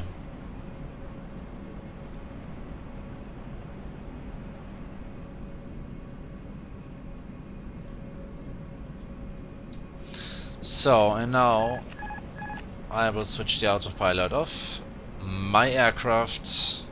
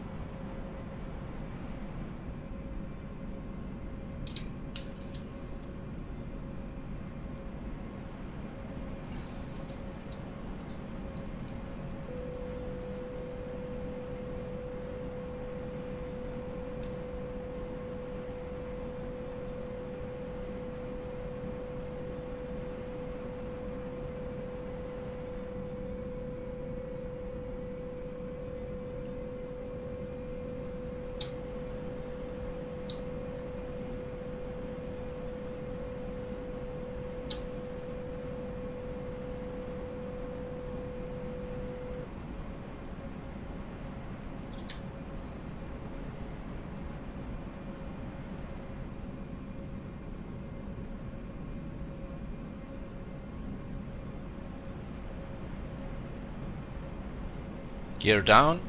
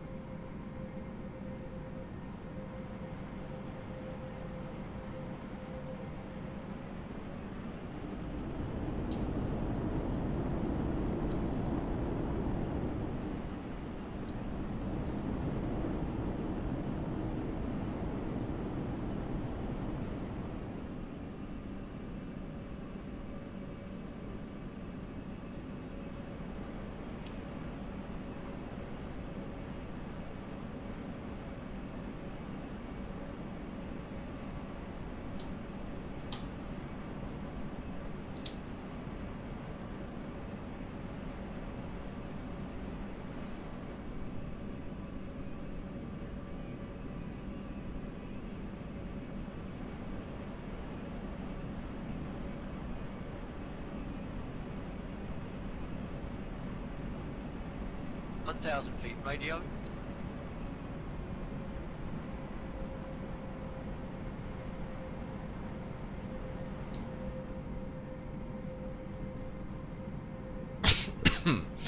feet.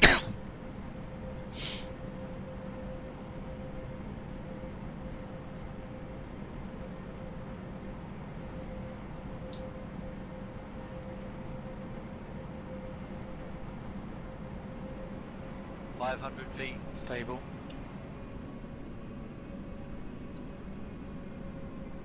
400 feet.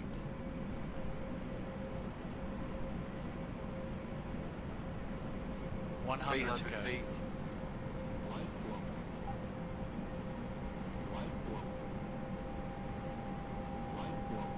Decide. 200 feet. Continue.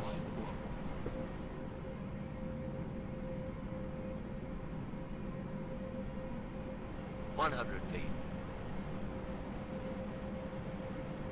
50, 40, 30, 20, 15.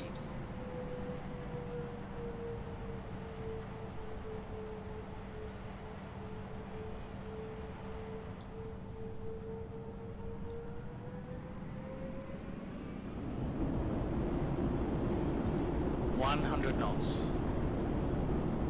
Holy cow, 5 feet. Ho ho. 50, 40.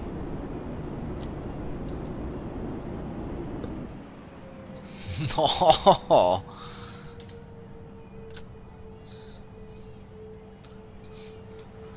That's really sick.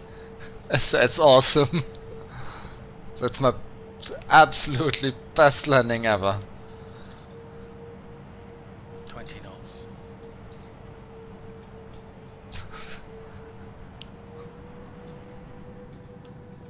Lass mich eben von der Runway runter, dann mache ich den Replay.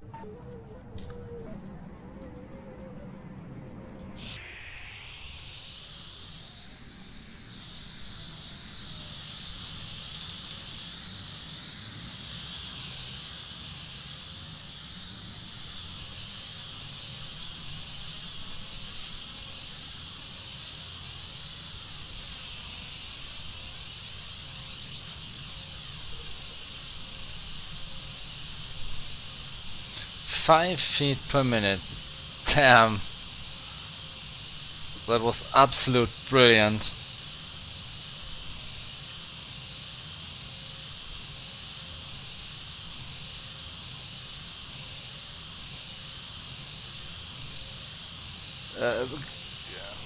Yeah, that.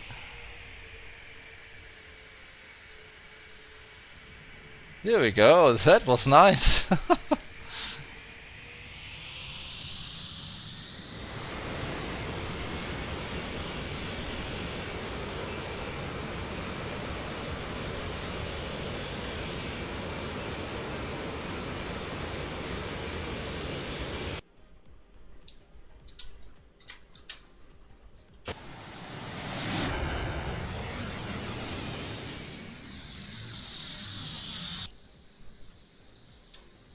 Let's take the tower view. That's nice too.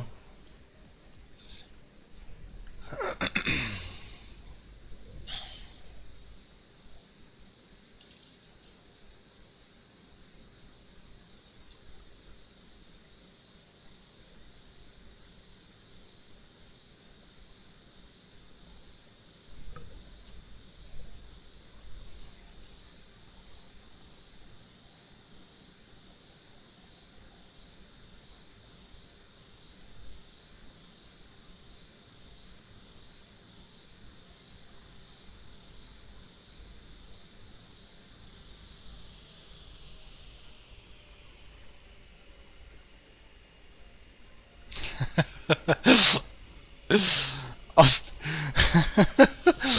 From this view, the pitch looks absolutely awesome.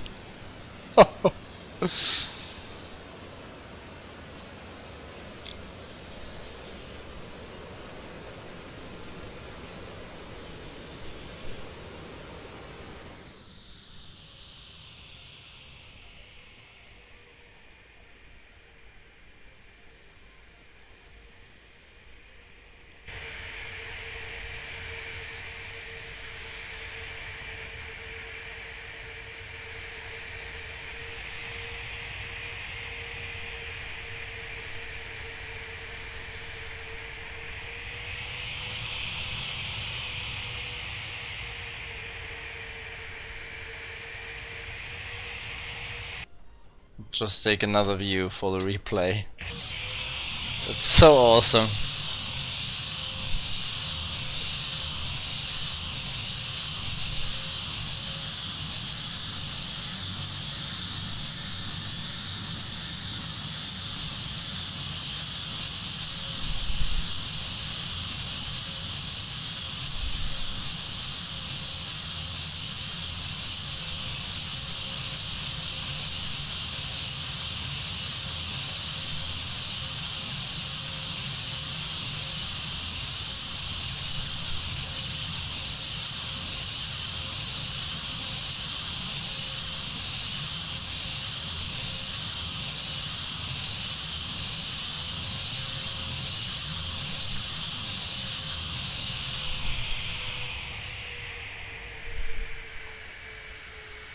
It's not even a tail strike.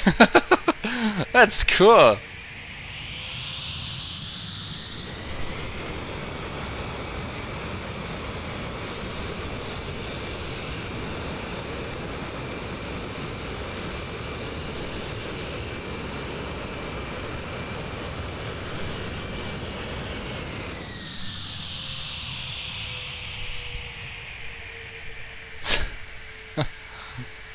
Absolutely nice.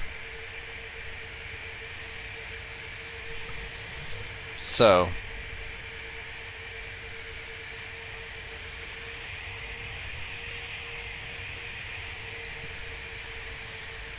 Jo, tschüss. Tschüss, Landtrix. Danke fürs Zugucken.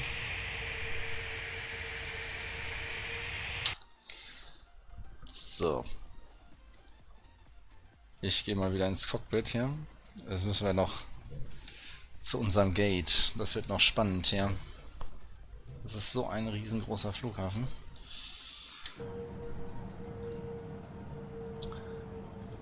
Als erstes Master Warning Inhibit and landing lights off.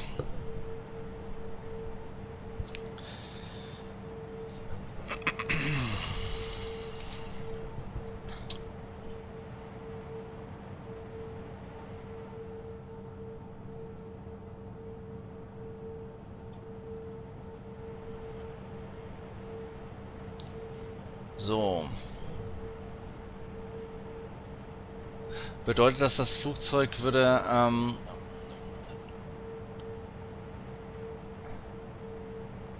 bei einer Steigrate von 5 Feet, genau, es ist einfach nur umgedreht, also 5 Fuß pro Minute ist das Flugzeug gesunken. Und mit 5 Fuß pro Minute Sinkrate ist es aufgesetzt. Also nicht Steigrate, sondern das gleiche gibt es auch Sinkrate.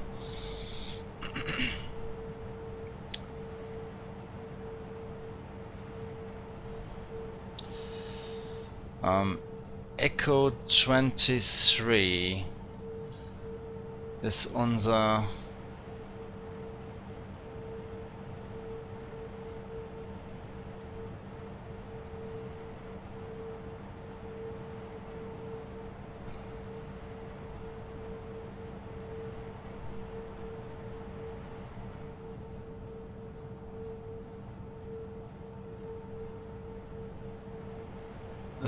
Gate.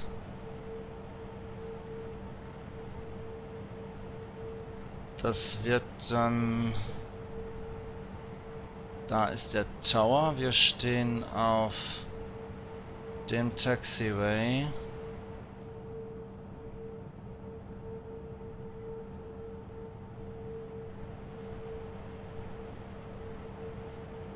Dann rollen wir mal los. Transponder to XPDR and flight control inverters off.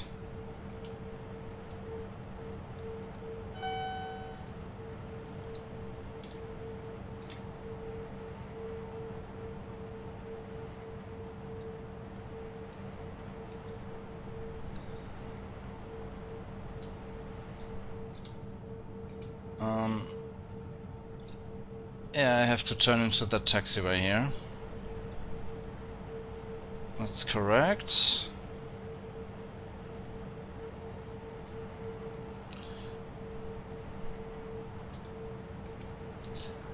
And K3M5.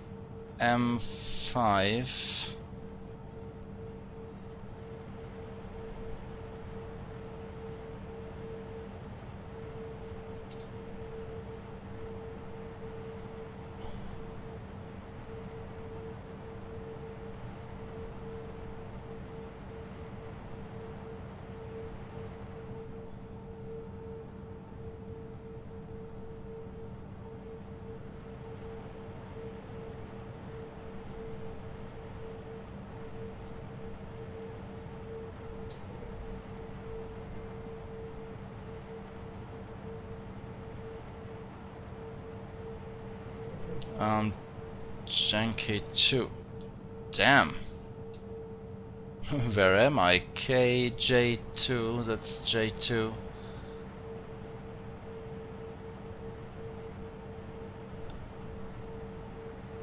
Yeah, I have to go into J2 and then... Oh.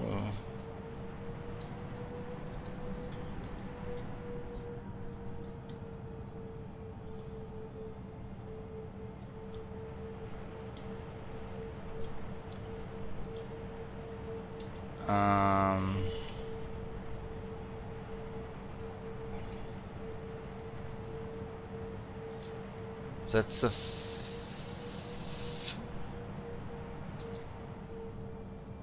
I really don't get it. That's J2. Yes. But...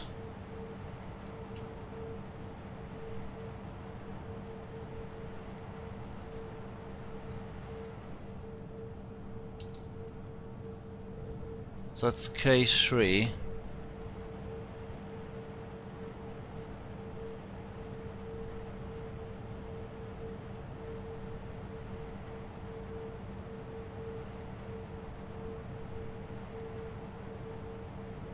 Ah. Okay. I have to, yeah, I have to go to, that's correct, now I have it. I have to go to this taxiway through to the end and then to the left. SSB close.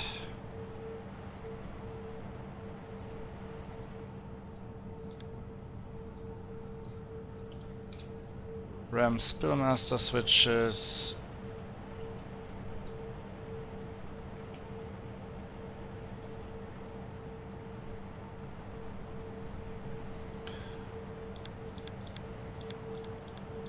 Show manual.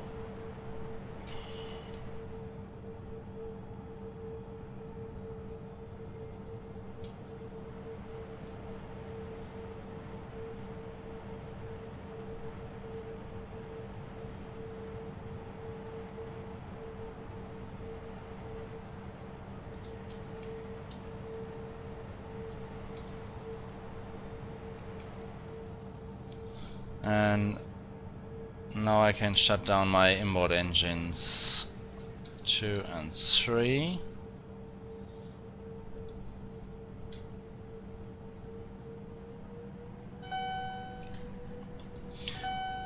Master 1 in engine 2 and engine 3 off. So, jetzt kommt ein schräges Teilstück und das letzte Gate auf der rechten Seite, beziehungsweise das wird wahrscheinlich nur eine Parking Area sein, so wie ich das hier sehe. Da muss ich dann raus.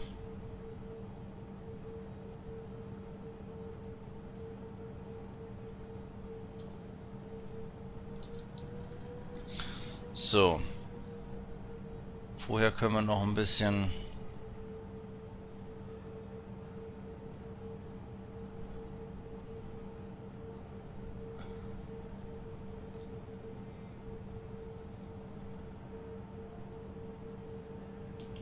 Checklist machen. Auto Ignition off.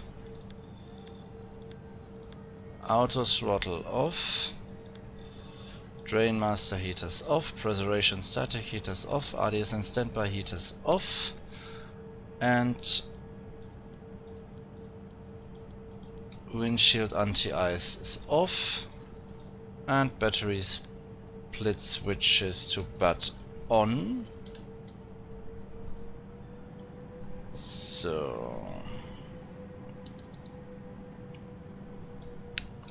brake temp lights, brake fans on.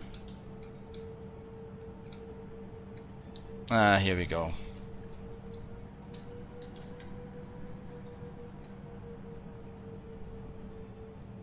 That's our parking position.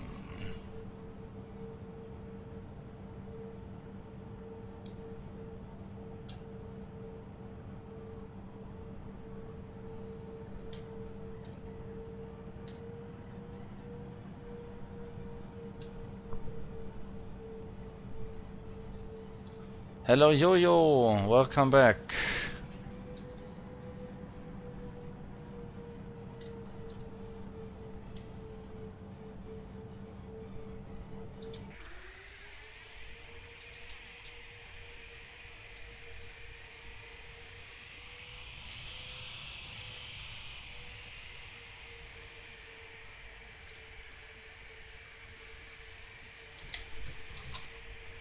Parking brake set.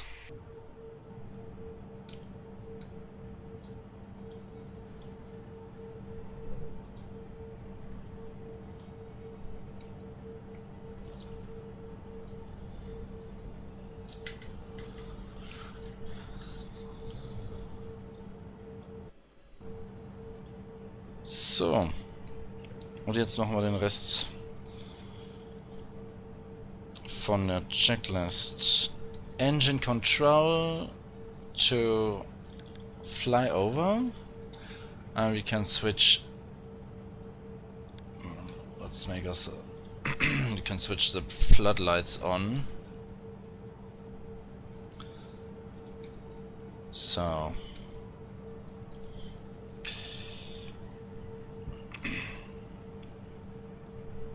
Parking checklist, brakes, set, lights and transparencies, off and retract, nose and visor up, emergency generator selector to off,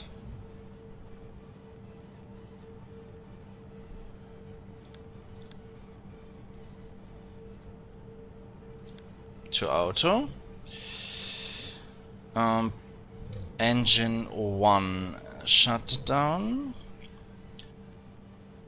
ground power request,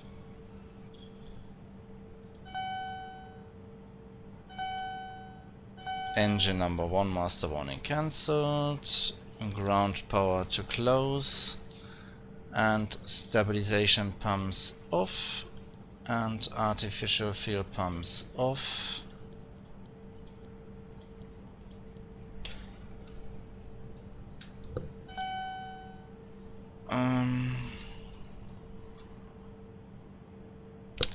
Generator switches to off,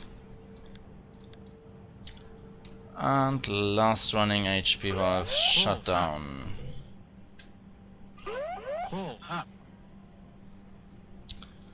Throttle masters off, engine number 4 master warning cancel,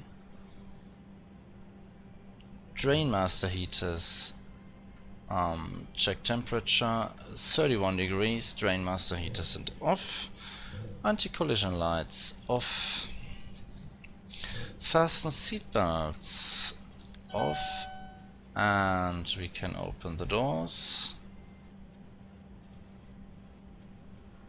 PFC master warning cancel,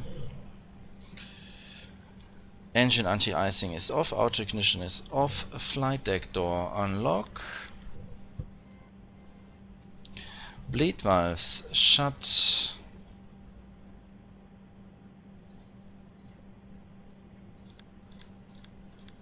and conditioning valves to off, batteries but off,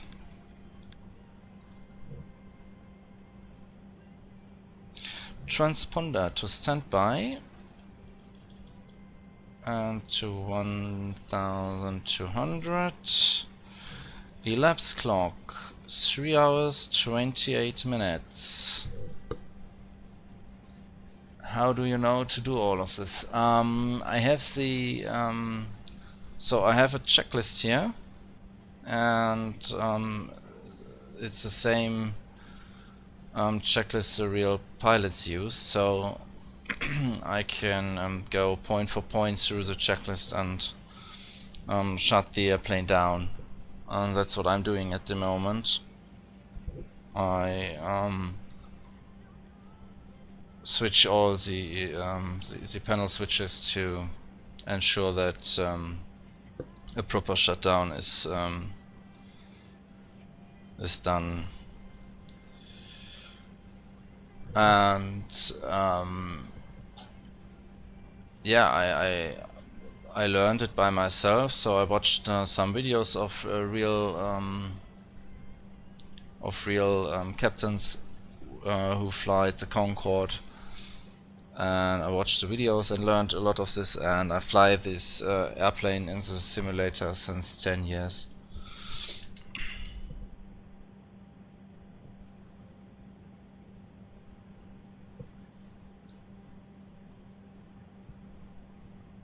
Brake fans. Brakes are under 100 degrees, that's okay. Engine feed pumps all off.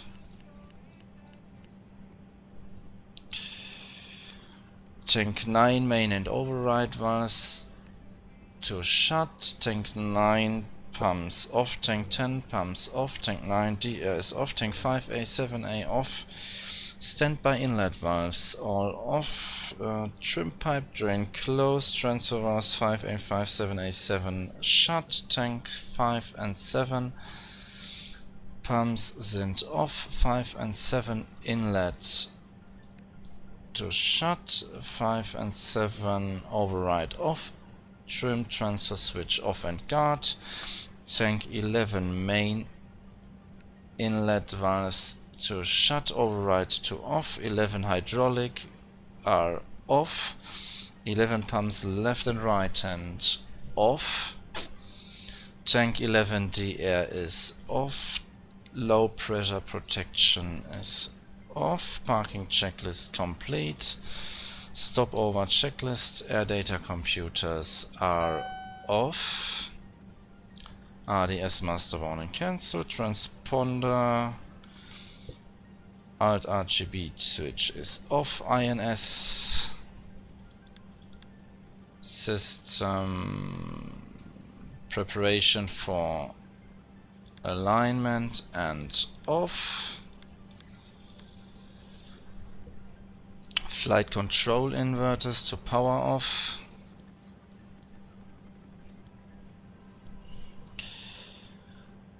Anti-stall system is off. Hydraulics off. Green and blue system. Navigation lights off. Emergency lights off. Brake fans. Brake temperature 50 degrees, so brake fans can off. And roof and panel lights as required. So dashboard lights off, center floodlights off. Dash instrument lights off. And spotlights, digit lights and panel lights from the fuel panel off. And master CB to trip and shut down. Rear extract fans off. Welcome to Dubai, gentlemen.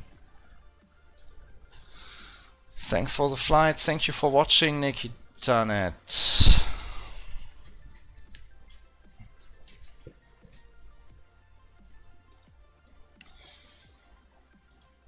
So tomorrow we will fly to Sydney.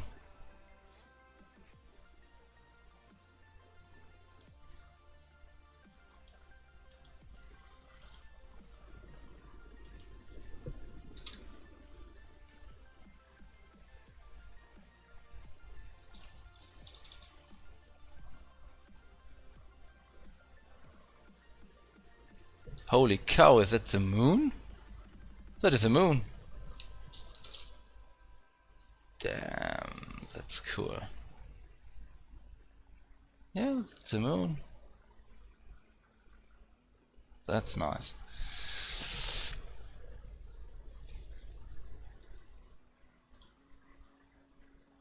Look at that.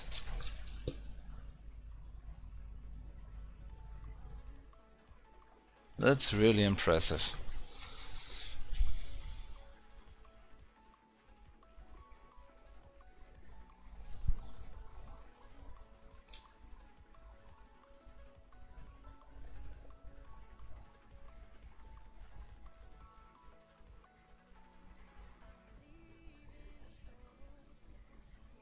Holy cow, I never seen that before.